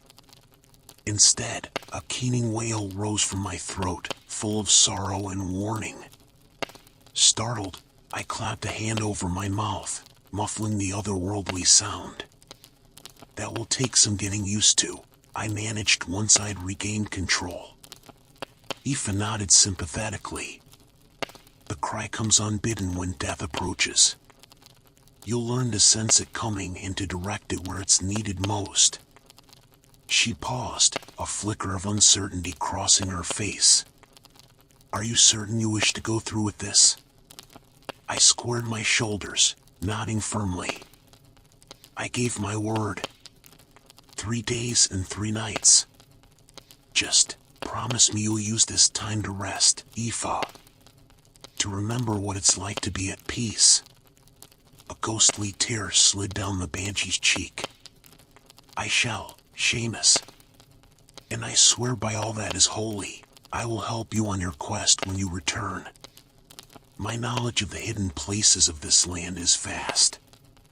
If the Cavern of Echoes can be found, we shall find it together. As Aoife's form began to fade, becoming one with the mist, hope blossomed in my chest. We had come seeking information and had gained so much more, a powerful ally, and the chance to bring peace to a tormented soul. Well, Thistle said, settling on my shoulder, I guess we'd better figure out how this whole banshee business works, huh?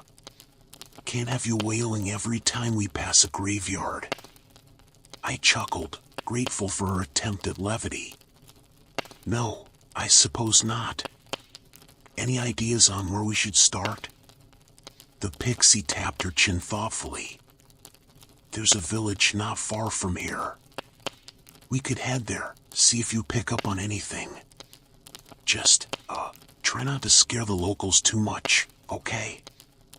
As we set off towards the village, I couldn't shake the feeling that everything had changed. The world around me seemed sharper, more vibrant, but also more fragile. I could sense the delicate balance of life and death in every blade of grass, every fluttering insect. As we descended into the misty depths of Tir Na Nog, the air around us seemed to shimmer with an otherworldly quality. The very atmosphere pulsed with life and vitality, each breath filling our lungs with renewed energy. I couldn't help but marvel at the beauty that surrounded us, rolling emerald hills, crystal clear streams, and trees laden with fruits of every imaginable color. Is this real? I whispered, my voice barely audible as if I feared breaking the spell that had fallen over us. Fiona, our guide through this mystical realm, turned to me with a smile that seemed to hold the wisdom of ages.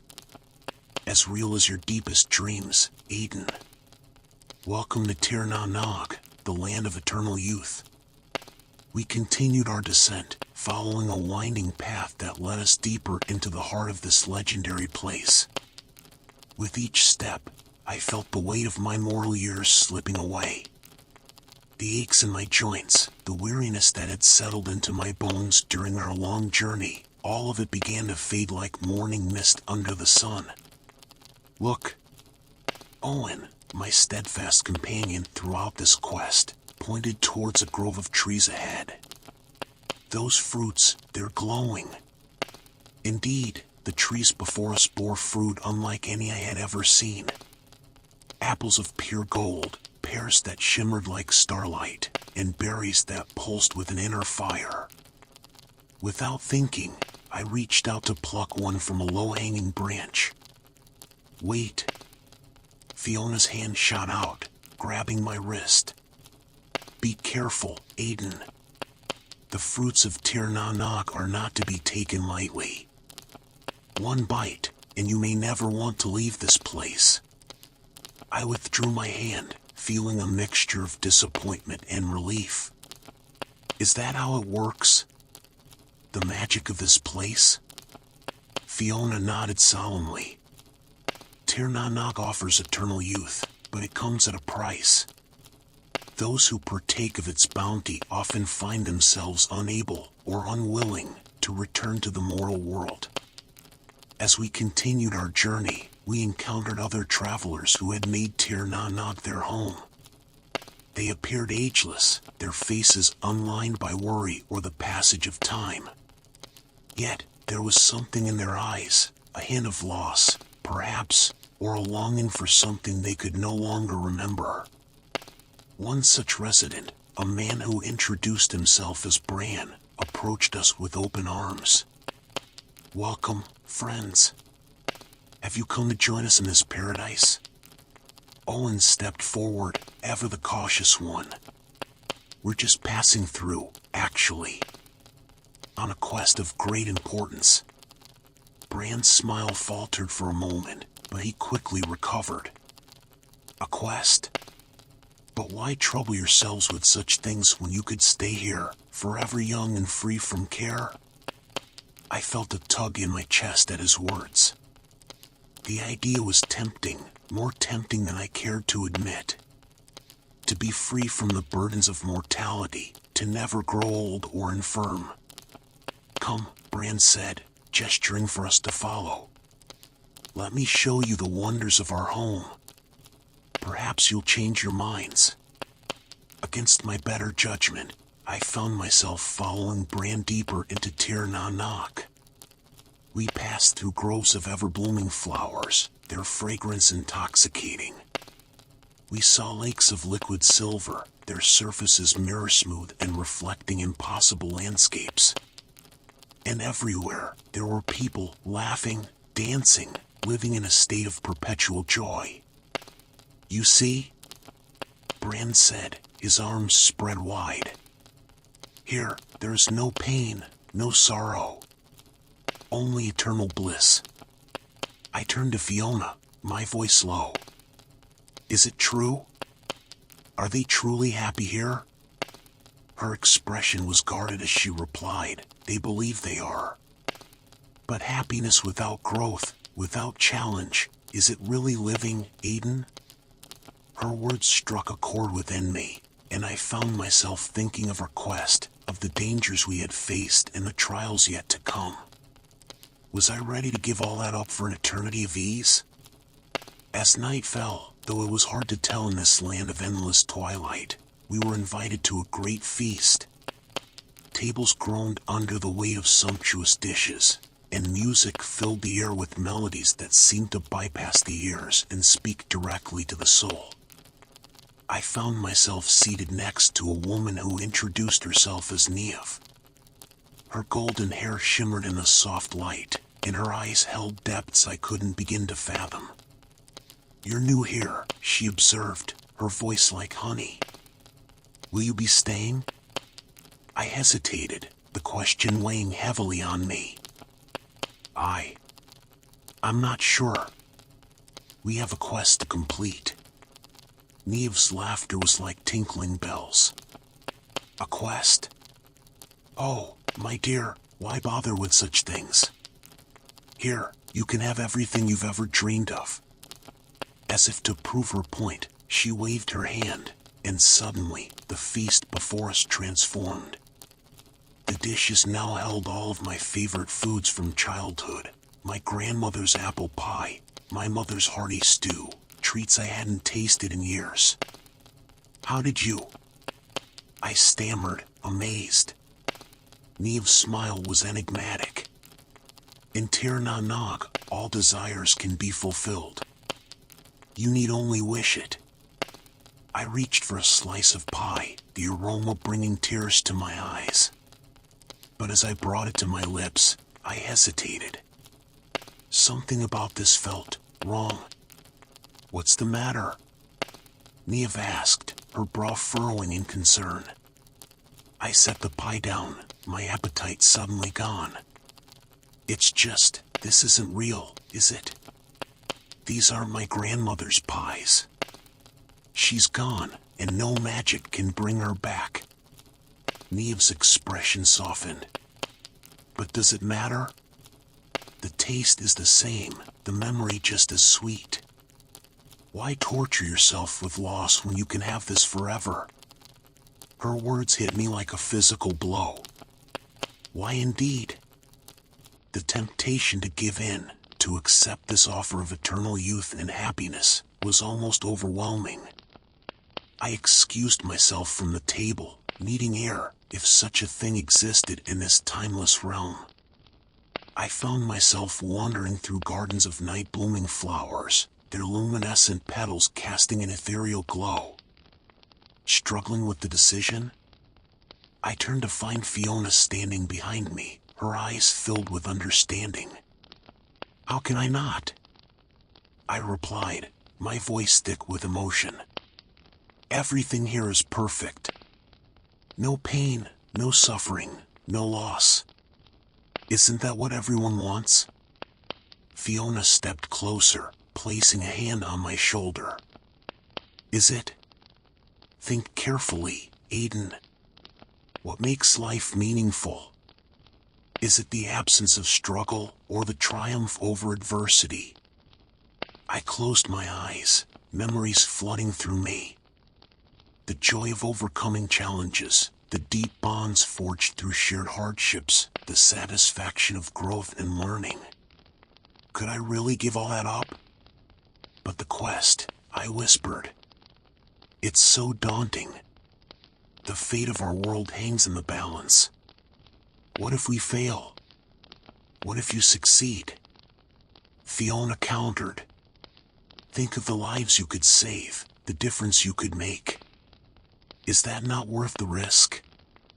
As dawn broke, or what passed for dawn in this twilight realm, I found Owen sitting by a crystal pool, his reflection showing not his current self, but the boy he had once been. Have you decided? He asked as I approached. I sat beside him, watching our youthful reflections ripple in the water. Have you? Owen was silent for a long moment before speaking. It's tempting, isn't it? To stay here, to be young forever. No more worries about getting old, about dying. But no more growth either, I added softly. He nodded, a sad smile on his face. No more first kisses, or the thrill of learning something new. No more overcoming fears or proving yourself. We sat in companionable silence, each lost in our own thoughts. Finally, I stood, offering my hand to Owen. We have a world to save, I said, feeling a renewed sense of purpose. Owen took my hand, rising to his feet. That we do, my friend. That we do. As we prepared to leave Tir Na Nog, we were approached by Bran and Nev, their faces a mixture of sadness and bewilderment. You're really leaving? Bran asked, disbelief coloring his voice. I nodded, feeling a pang of regret even as I knew we were making the right choice. We have to. Our quest isn't finished. Nev stepped forward, her eyes pleading. But why?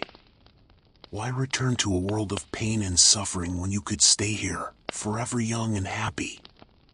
I took a deep breath, searching for the right words. Because life isn't about avoiding pain or seeking endless pleasure. It's about growth, about facing challenges and becoming better for them. But here, you could have anything you want, Bran argued. Any experience, any pleasure. Except the pleasure of earning it, Owen interjected. The satisfaction of overcoming real obstacles, of making a real difference in the world. I nodded in agreement. We appreciate your offer, truly. But our place is out there, in the world we're trying to save. Nev's expression softened, a look of understanding, and perhaps a hint of envy, crossing her face. I think I remember feeling like that once. So long ago. As we reached the borders of Tir Na Nog, I could feel the magic of the place trying to hold us back. Each step became harder, the air itself seeming to thicken around us. Stay strong, Fiona encouraged. The pull of Tir Na Nog is powerful, but your will is stronger. With a final, Herculean effort, we stepped across the threshold. The shimmering barrier of Tir Na Nog rippled behind us, and suddenly, the world seemed different. Harsher, perhaps, but also more vibrant. More real. I took a deep breath, feeling the weight of mortality settle back onto my shoulders. But instead of feeling burdened, I felt invigorated. We had faced the temptation of eternal youth and chosen the path of growth and challenge. As we set off on the next leg of our journey, I couldn't help but cast one last look back at the misty borders of Tir Na Nog. For a moment, I thought I saw Bran and Nev watching us, their expressions unreadable. Do you think they'll ever leave? I asked Fiona. She shrugged, a sad smile on her face. Perhaps. The choice is always there for them, just as it was for us. With that, we turned our backs on the land of eternal youth and faced the path ahead. Our quest awaited, and with it, all the joys and sorrows, triumphs and failures that made life worth living. As we journeyed on, the landscape around us began to change. The lush, eternal springtime of Tir Na Nog gave way to a more varied terrain. We passed through dense forests where ancient trees whispered secrets in the wind, across wide plains where the grass rippled like waves on an endless green sea. "It feels different out here," Owen remarked as we paused to rest by a babbling brook. "More, I don't know, substantial somehow." I nodded, understanding exactly what he meant. After the ethereal beauty of Tir Na Nog, the mortal world seemed almost jarringly real. The water of the brook was cool and refreshing as I splashed it on my face, the sensation sharp and invigorating. "That's because it is real," Fiona explained, her eyes twinkling. "In Tir Na Nog, everything is a reflection of desire and memory. Out here, things simply are what they are, no more, no less." As we continued our journey, I found myself noticing details I might have overlooked before. The rough bark of trees, the subtle variations in the color of wildflowers, the way shadows shifted and changed as clouds passed overhead. Each sensation seemed more vivid, more precious now that I understood its fleeting nature. We made camp as night fell, the stars emerging one by one in the darkening sky. As we sat around the campfire, its warm glow a stark contrast to the cool, silvery light of Tir Na Nog, I couldn't help but reflect on our experience. "Do you think we made the right choice?" I asked, my voice barely above a whisper. Owen looked up from where he was stoking the fire.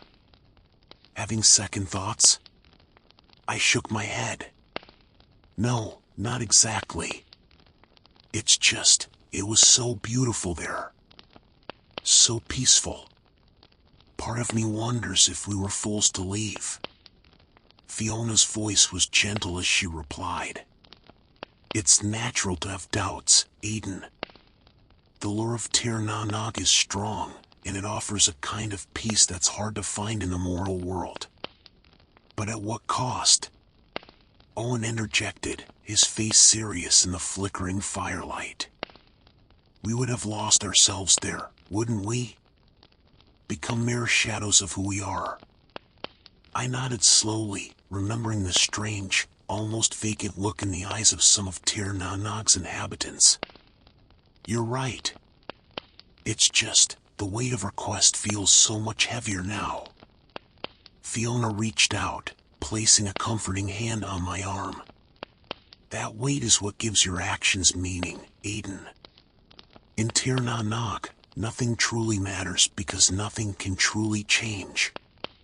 Out here, every choice you make, every action you take, has the potential to shape the world."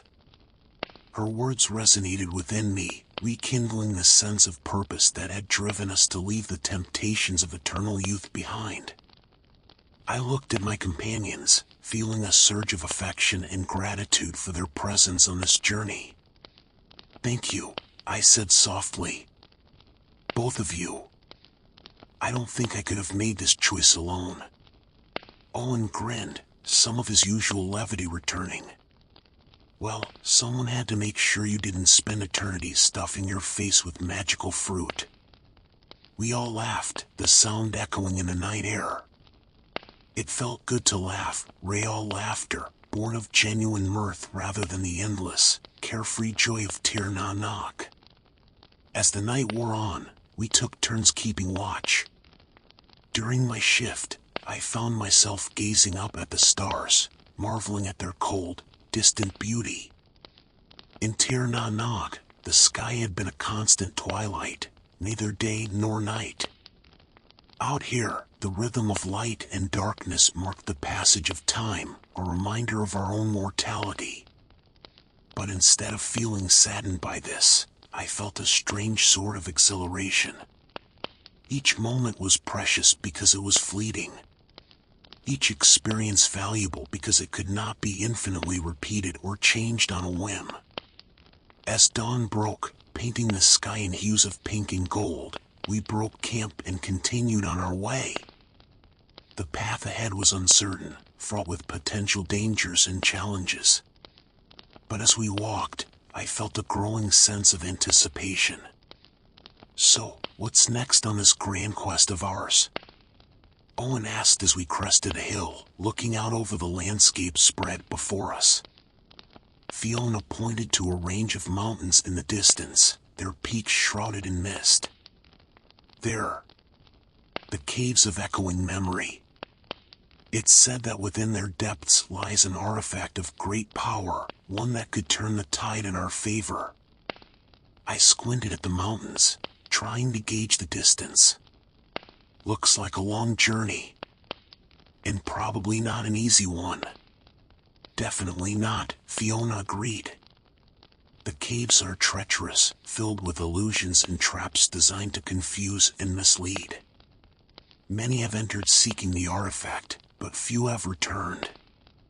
I felt a shiver run down my spine at her words. Part of me, the part that still longed for the safety and comfort of Tir Na Nog, wanted to turn back, to find an easier path. But I pushed that feeling aside, embracing the challenge that lay ahead. Well then, I said, squaring my shoulders, we'd better get moving. Those caves aren't going to explore themselves. As we set off towards the distant mountains, I found myself reflecting on how much I had changed since the beginning of this journey. The person I had been then might have balked at the dangers ahead, might have been tempted to remain in the false paradise of Tir Na Nog.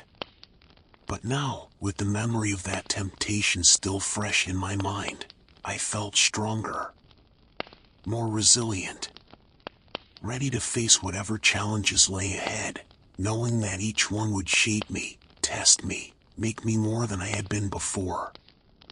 The air crackled with tension as we crested the final hill overlooking the vast expanse that would soon become our battlefield. My heart pounded in my chest, a relentless drumbeat that echoed the anxiety coursing through my veins. The forces of light and darkness stood poised on opposite sides of the field, an eerie calm settling over the landscape before the inevitable storm. I gazed out at our assembled troops, a patchwork army of fae, humans, and magical creatures united against the encroaching darkness.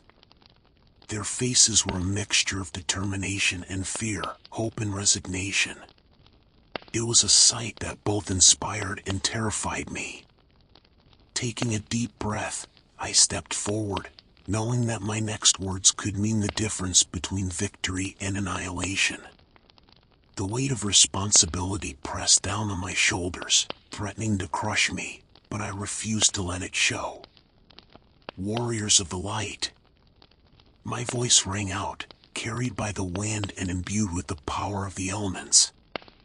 Today, we stand at the precipice of destiny. Before us lies not just a battle, but the future of our world. I paused, letting my gaze sweep across the assembled forces. I see fear in your eyes, and I tell you now, embrace it. Let it fuel your resolve, for it is the fear of what we might lose that gives us the strength to fight for what we hold dear. A murmur rippled through the crowd, and I felt a surge of energy building. We fight not just for ourselves, but for every creature that calls this realm home. We fight for the forests and the mountains, the rivers and the skies. We fight for the very magic that courses through our veins and gives life to our world. As I spoke, I felt the elements responding to my call. The earth trembled beneath our feet, the wind whipped around us with renewed vigor, and the nearby stream bubbled with increased intensity. Even the flames of our torches seemed to burn brighter. Look to your left, to your right. See the faces of your brothers and sisters in arms. Remember them, for they are the ones who will stand beside you in the heat of battle. Trust in them, fight for them, and know that they will do the same for you. A cheer went up from the assembled troops, growing in volume until it echoed across the battlefield. I raised my hand, calling for silence. The enemy we face is formidable, there's no denying that. They bring with them the corruption of darkness, the promise of eternal night. But I smiled, feeling a fierce pride well up within me. We carry the light of 1,000 suns in our hearts. We are the guardians of life, the protectors of all that is good and beautiful in this world. I unsheathed my sword, its blade gleaming with an inner light. So let them come. Let them throw their shadows against our radiance. We will show them that even in the darkest night, hope burns eternal. We will teach them that the light always finds a way. With a resounding battle cry, I thrust my sword into the air. For the realm. For life. For the light.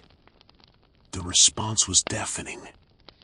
Thousands of voices joined mine, weapons raised high, a sea of determination facing the encroaching darkness. As the echoes of our war cry faded, an oppressive silence fell over the battlefield. Across the field, the forces of darkness began to move. Shadows writhed and twisted, taking on monstrous forms. The air grew cold, a creeping chill that seemed to sap the warmth from our bodies. I turned to my closest companions, my voice low but firm. This is it. Whatever happens, know that it has been an honor to fight alongside you. Lyra, my trusted second in command, nodded grimly.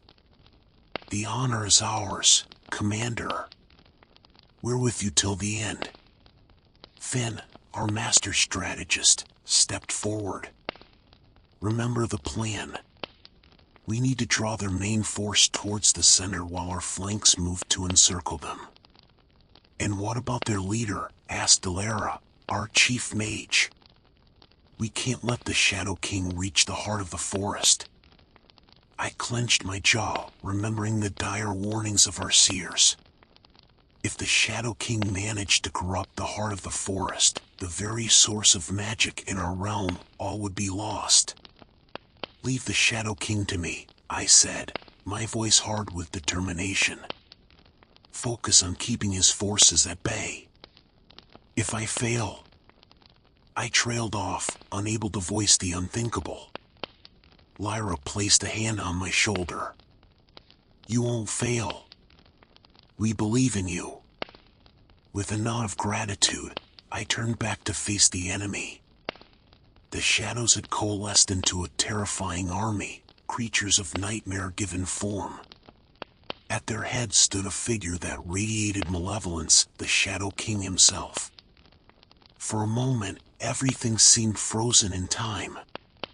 Then, with a bone-chilling screech, the forces of darkness surged forward. Hold the line. I roared, my voice carrying across our ranks.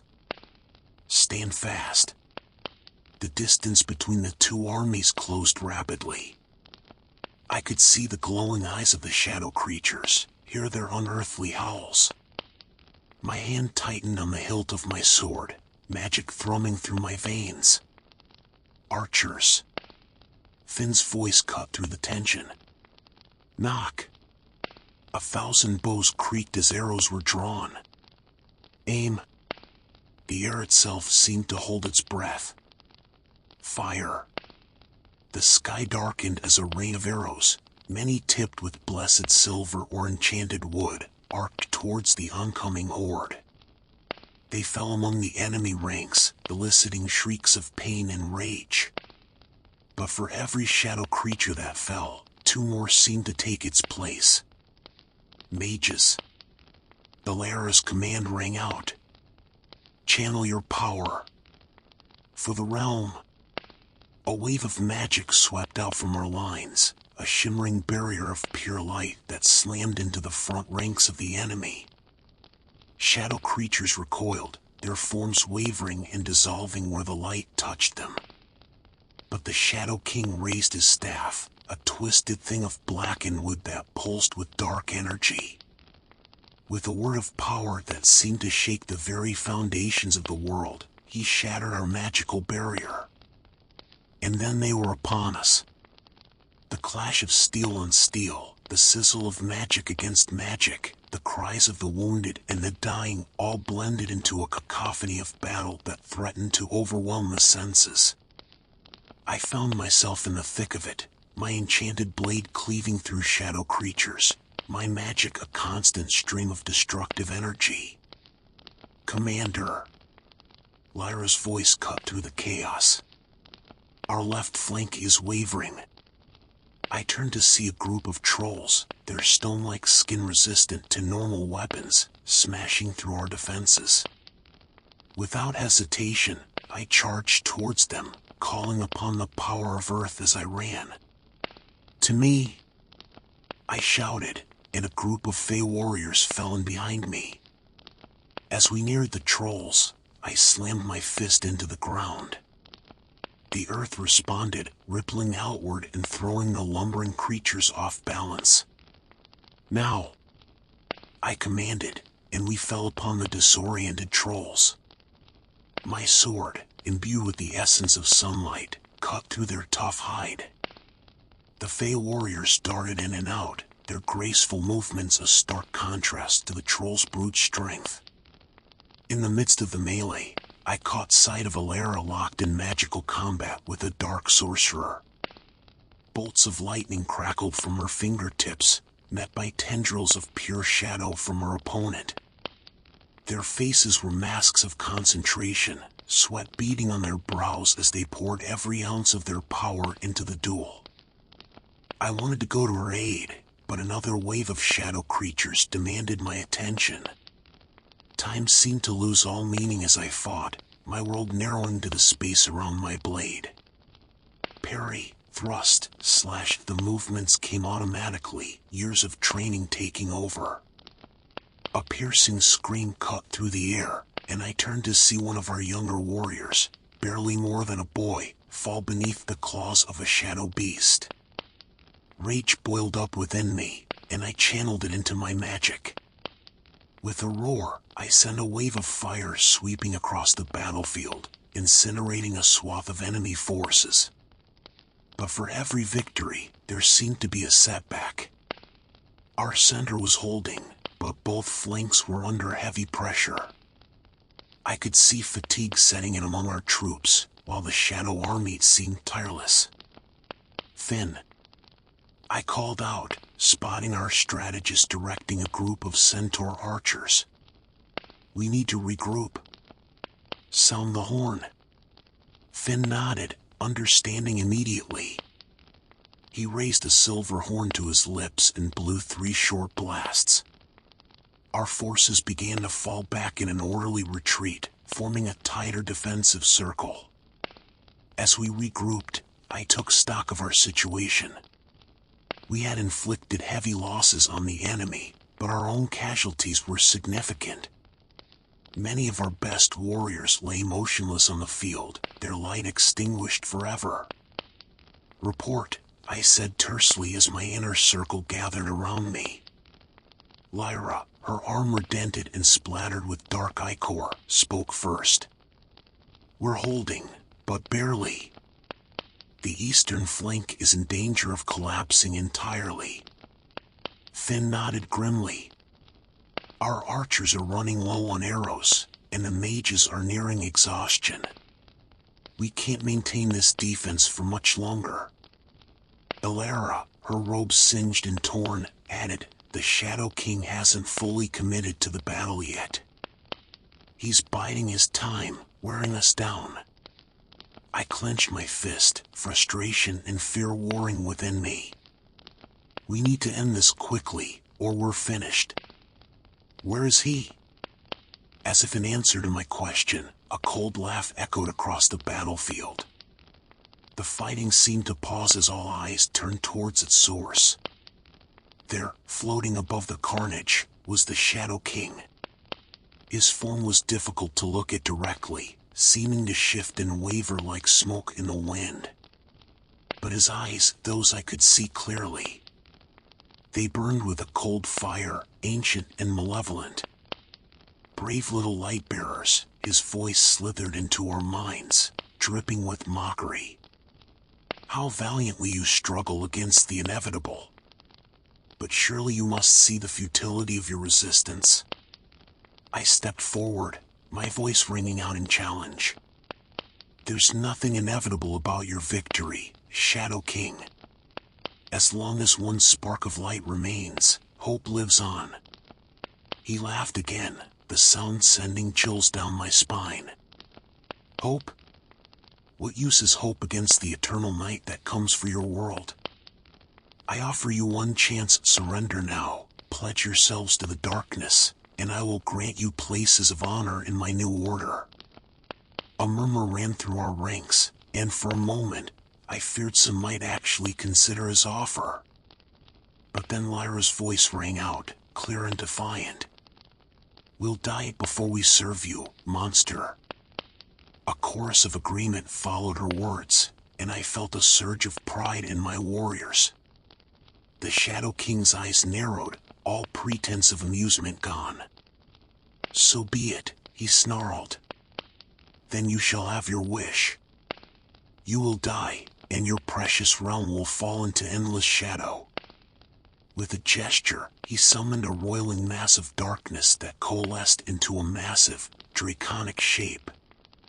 The Shadow Dragon roared, a sound that seemed to suck the very hope from the air. To arms!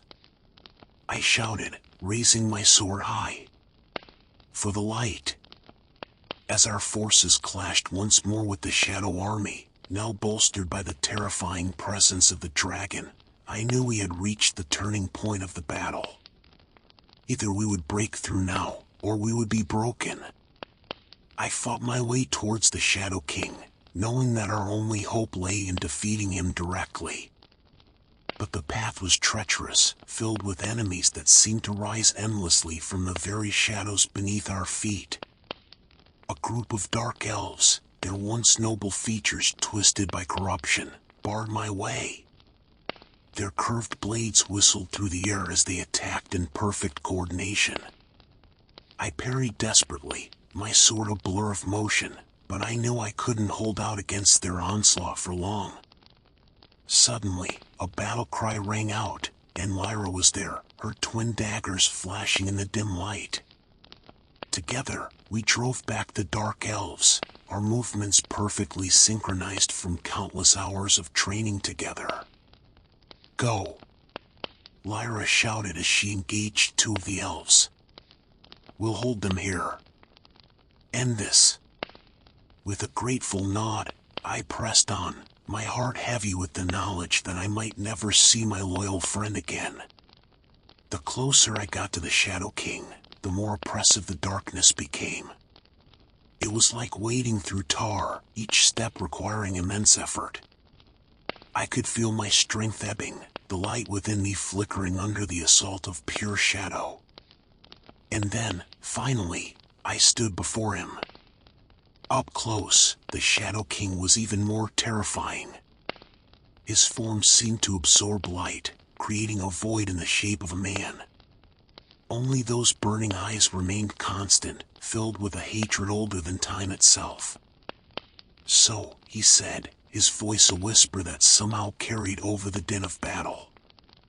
The little light bearer comes to challenge me directly. How quaint! I raised my sword, its glow seeming pitiful against the overwhelming darkness. This ends now, Shadow King. I won't let you destroy everything we hold dear. He laughed, the sound grating against my very soul. You speak as if you have a choice in the matter. The darkness comes for all things in the end. I am merely hastening the inevitable. You're wrong, I said, surprising myself with the conviction in my voice. Darkness may be part of the natural order, but what you bring is corruption, not balance. And we will stop you. With that, I lunged forward, my blade aimed at his heart if such a being could be said to have one. but my sword met only empty air as the Shadow King's form dissipated like smoke. "Foolish child," his voice came from behind me. "You cannot defeat what you cannot touch." I whirled around, barely bringing my sword up in time to block a strike from his staff. The impact sent shock waves of dark energy coursing through my body, and I stumbled back, gasping in pain. The Shadow King pressed his advantage, raining down blows that I could barely deflect. Each impact drained more of my strength, the darkness seeping into my very being. "Do you see now?" he taunted as I fell to one knee, my sword arm trembling with effort. "This is the fate that awaits all who defy the coming night. Kneel before me, and I may yet show mercy." I looked up at him, my vision blurring from exhaustion and pain. For a moment, despair threatened to overwhelm me. How could I, a mere mortal, hope to stand against such ancient evil? But then, unbidden, memories flashed through my mind. The laughter of children playing in sun-dappled forests. The quiet beauty of a moonlit lake. The warm camaraderie of friends gathered around a fire, sharing stories and songs. All the things that made life worth living, all the light and beauty in the world, this was what we were fighting for. This was what the Shadow King sought to extinguish forever. With a surge of renewed determination, I struggled to my feet. "I will never kneel to you," I said, my voice growing stronger with each word. "For as long as there is life, there will be light. And that light will always push back the darkness." As I spoke, I felt something stirring within me. A warmth that started in my chest and spread outward, growing in intensity until it felt like my entire body was aflame with pure, radiant energy. The Shadow King took a step back, his eyes widening in what might have been fear. "What is this? What are you doing?" I looked down at my hands, marveling at the golden light that now enveloped them. Somehow, I knew that this was the power I had always carried within me, waiting for this moment to awaken fully. "This," I said, meeting the Shadow King's gaze steadily, "is the light that will banish your darkness." With a cry that came from the very depths of my soul, I released the energy that had built up within me. A wave of pure, golden light erupted outward, washing over the battlefield like a cleansing tide. Where it touched the shadow creatures, they dissolved into nothingness. The corrupted beings, the dark elves, the twisted trolls fell to their knees, the shadow magic that had warped them burning away under the onslaught of pure light. And at the center of it all stood the Shadow King, his form wavering and distorting as he fought against the light that threatened to unmake him. "No," he howled, his voice filled with rage and disbelief. "This cannot be. I am eternal. I am darkness incarnate." I advanced on him, each step filled with purpose. "You are nothing but a nightmare, Shadow King. And it's time for you to end." The shimmering veil before us pulsed with an otherworldly energy, casting an eerie glow across the cavernous chamber. I stood there, my companions at my side, feeling the weight of exhaustion pressing down on my shoulders. The journey had been long and arduous, filled with trials and tribulations that had tested us to our very limits. Now, at last, we faced the final challenge, a gossamer thin barrier that separated our world from the realm of myth and magic. I glanced at my companions, each of them bearing the marks of our shared adventures. Lyra, the elven archer, her silver hair matted with dust and grime, yet her eyes still shining with determination. Thorin, the dwarven warrior, his armor dented and scratched, but his grip on his axe as firm as ever. And Zephyr, the enigmatic mage, his robes tattered and singed, but the air around him still crackling with arcane energy. "So, this is it," Thorin grumbled, breaking the tense silence. the veil between worlds. Doesn't look like much, does it?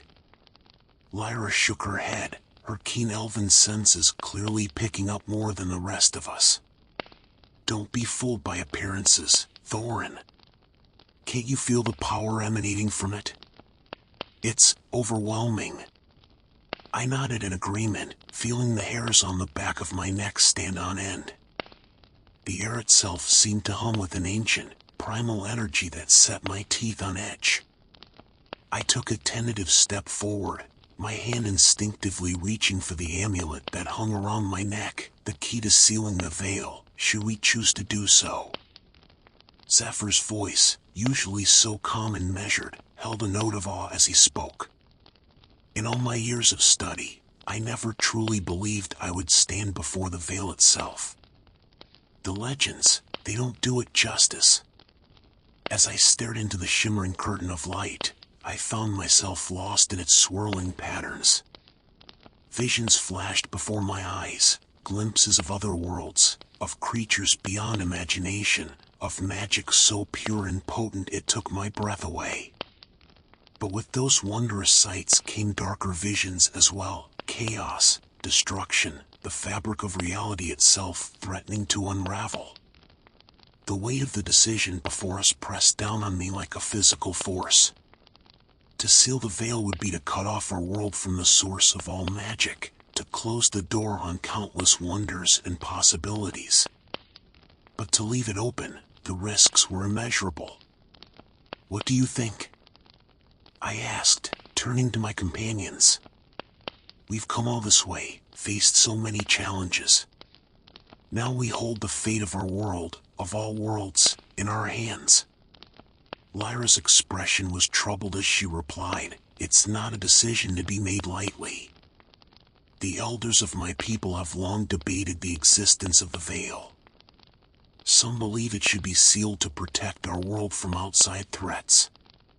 Others argue that it's the source of all life and magic, and that closing it would be a grave mistake." Thorin snorted, his typical bravado tempered by the gravity of the situation. "Bah! You pointy-eared folk always overthink things. I say we seal it up tight. No good ever came from meddling with forces beyond our ken." And yet, Zephyr interjected softly, "Without such meddling, where would we be?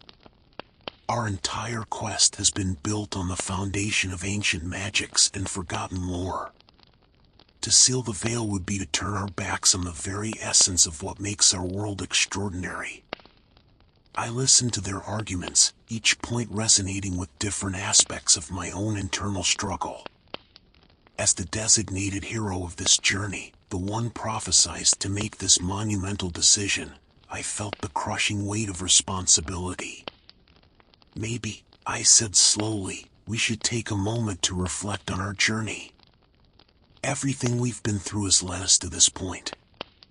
There must be a reason, some greater purpose to it all." My companions nodded in agreement, and we settled ourselves on the cold stone floor of the chamber, the veil's shimmering light casting dancing shadows around us. As we sat in contemplative silence, memories of our adventures came flooding back, each one a piece of the puzzle that had brought us to this moment. I closed my eyes, thinking back to where it all began, my small farm on the outskirts of the kingdom. It seemed like a lifetime ago that I had been a simple farmer, my greatest concerns revolving around the weather and crop yields. How naive I had been, how unprepared for the destiny that awaited me. The day everything changed was etched into my memory with perfect clarity. I had been working in the fields, the summer sun beating down mercilessly, when a sudden chill had swept across the land. The sky had darkened, and an unnatural silence had fallen over the countryside. That was when I first heard the whisper, a faint, ethereal voice carried on the wind. "Seeker," it had called, "the veil weakens. The world's teeter on the brink. You must rise." At first, I had dismissed it as a trick of the wind or perhaps the result of too much sun. But the voice had persisted, growing stronger with each passing day. It spoke of ancient prophecies, of a chosen one who would journey to the veil between worlds and make a decision that would shape the fate of all creation. I had resisted at first, clinging to my simple life with all my might.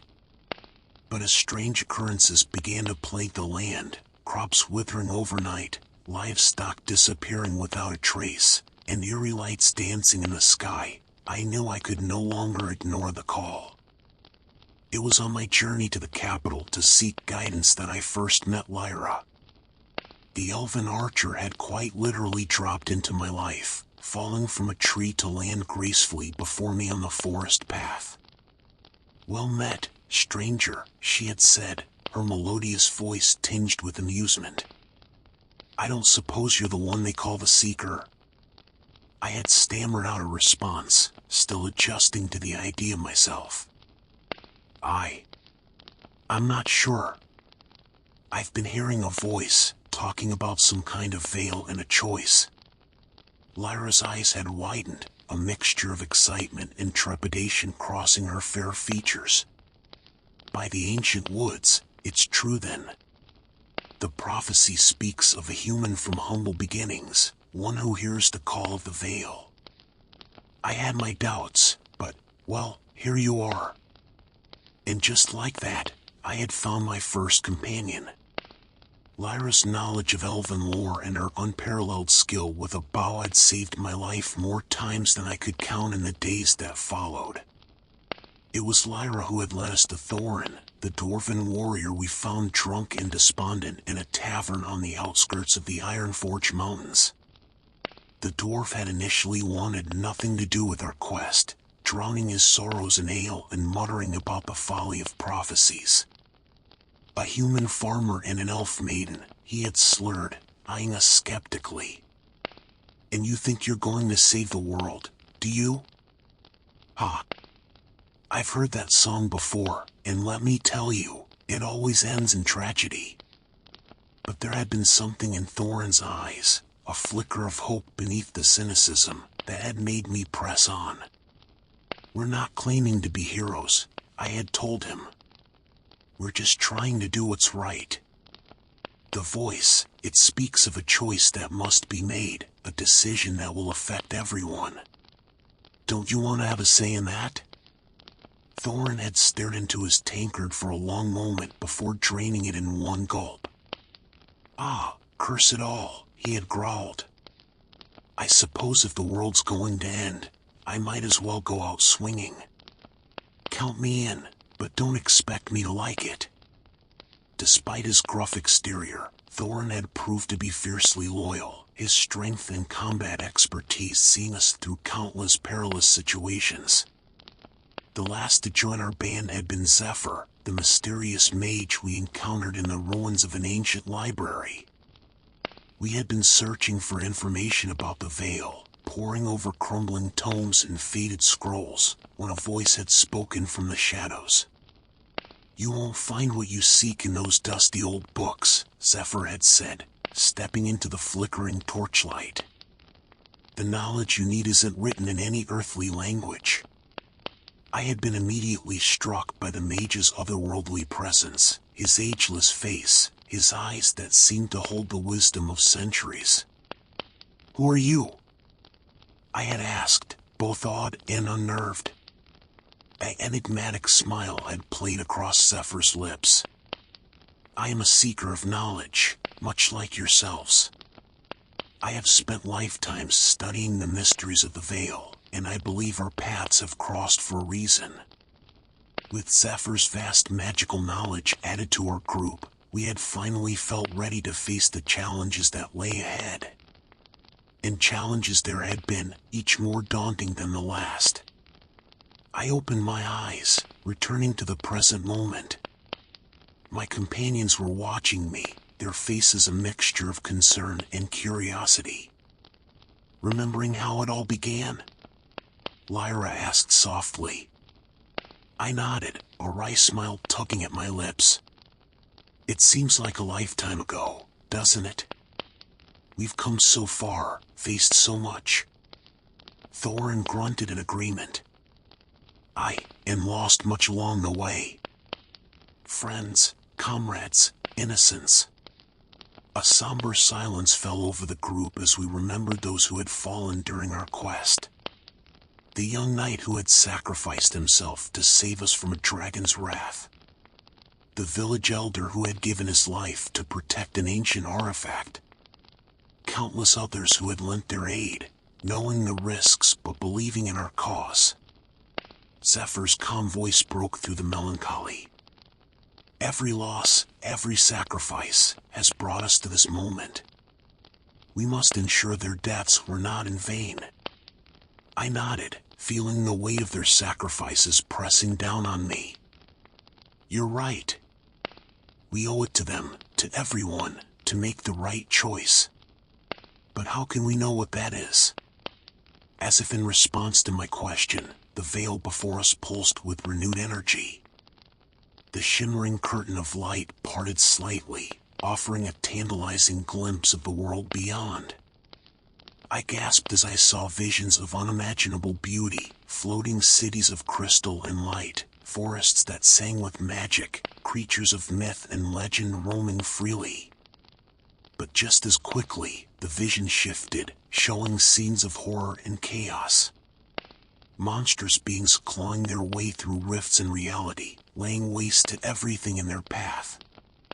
Entire worlds consumed by darkness, the very fabric of existence unraveling.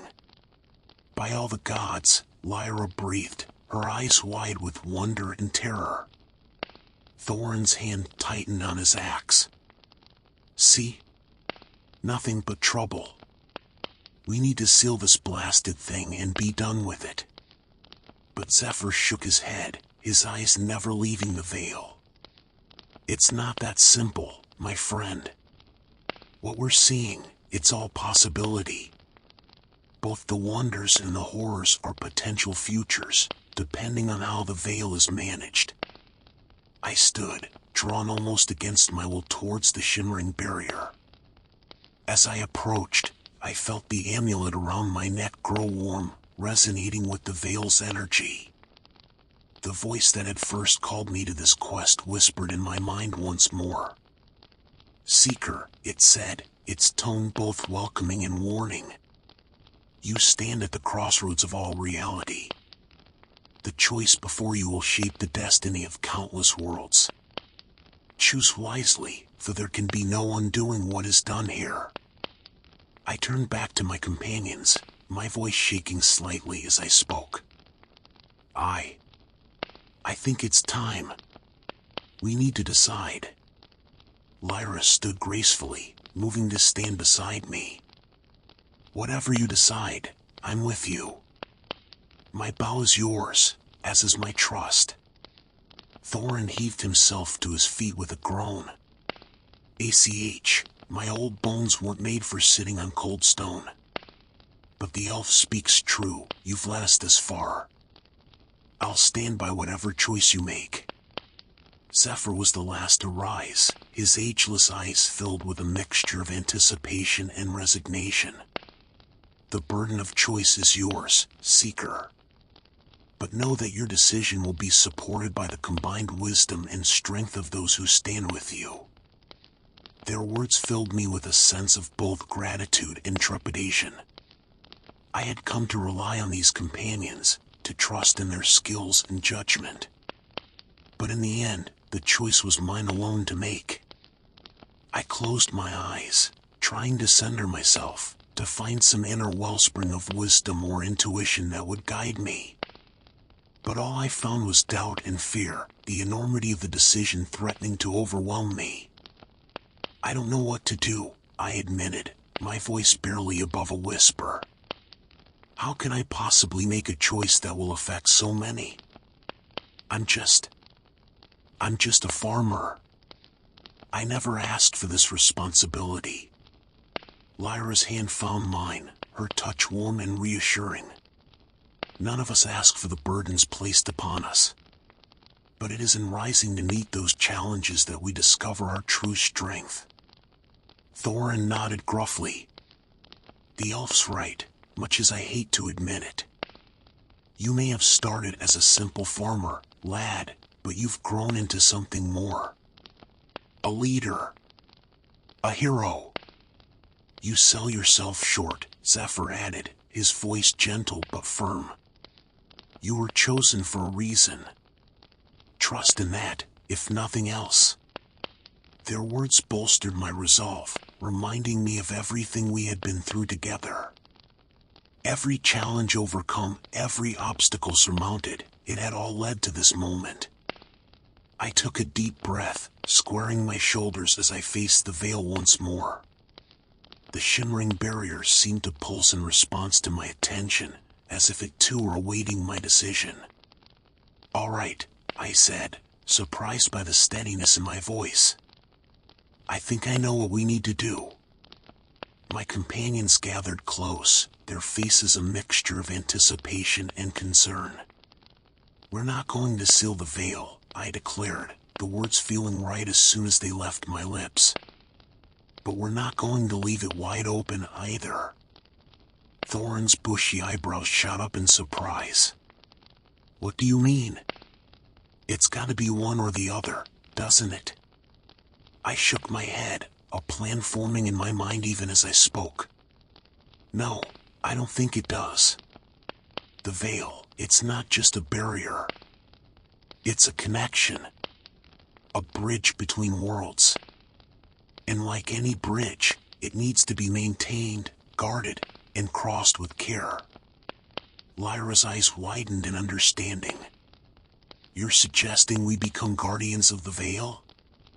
"Exactly," I nodded, growing more confident in my decision.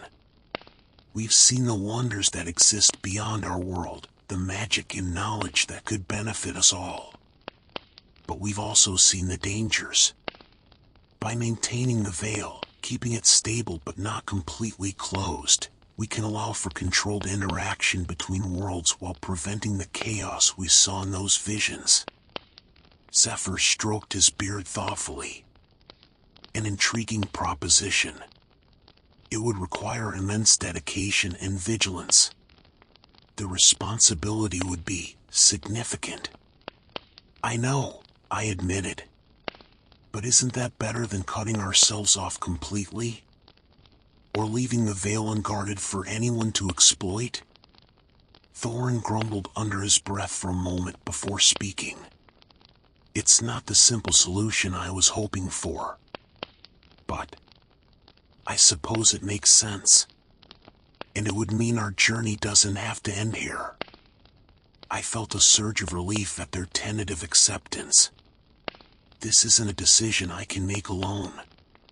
If we're going to do this, it needs to be a choice we all make together. Are you with me? There was a moment of silence as my companions exchanged glances, each of them weighing the enormity of what I was proposing. Then, one by one, they nodded. "I'm with you," Lyra said, her voice filled with determination. "The elves have long been stewards of nature. Becoming guardians of the veil, it feels like a natural extension of that role." Thorin hefted his axe, a glint of excitement in his eyes. Count me in. Someone's gotta be there to crack skulls if any nasties try to slip through." Zephyr's lips curved in a small smile. "The pursuit of knowledge has always been my driving force. What better way to continue that pursuit than by standing watch over the very source of all magic and mystery?" Their agreement filled me with a sense of purpose and unity. We had started this journey as strangers, thrown together by fate and prophecy. Now, we stood as a team, ready to take on a responsibility greater than any of us had ever imagined. I turned back to the veil, raising the amulet that hung around my neck.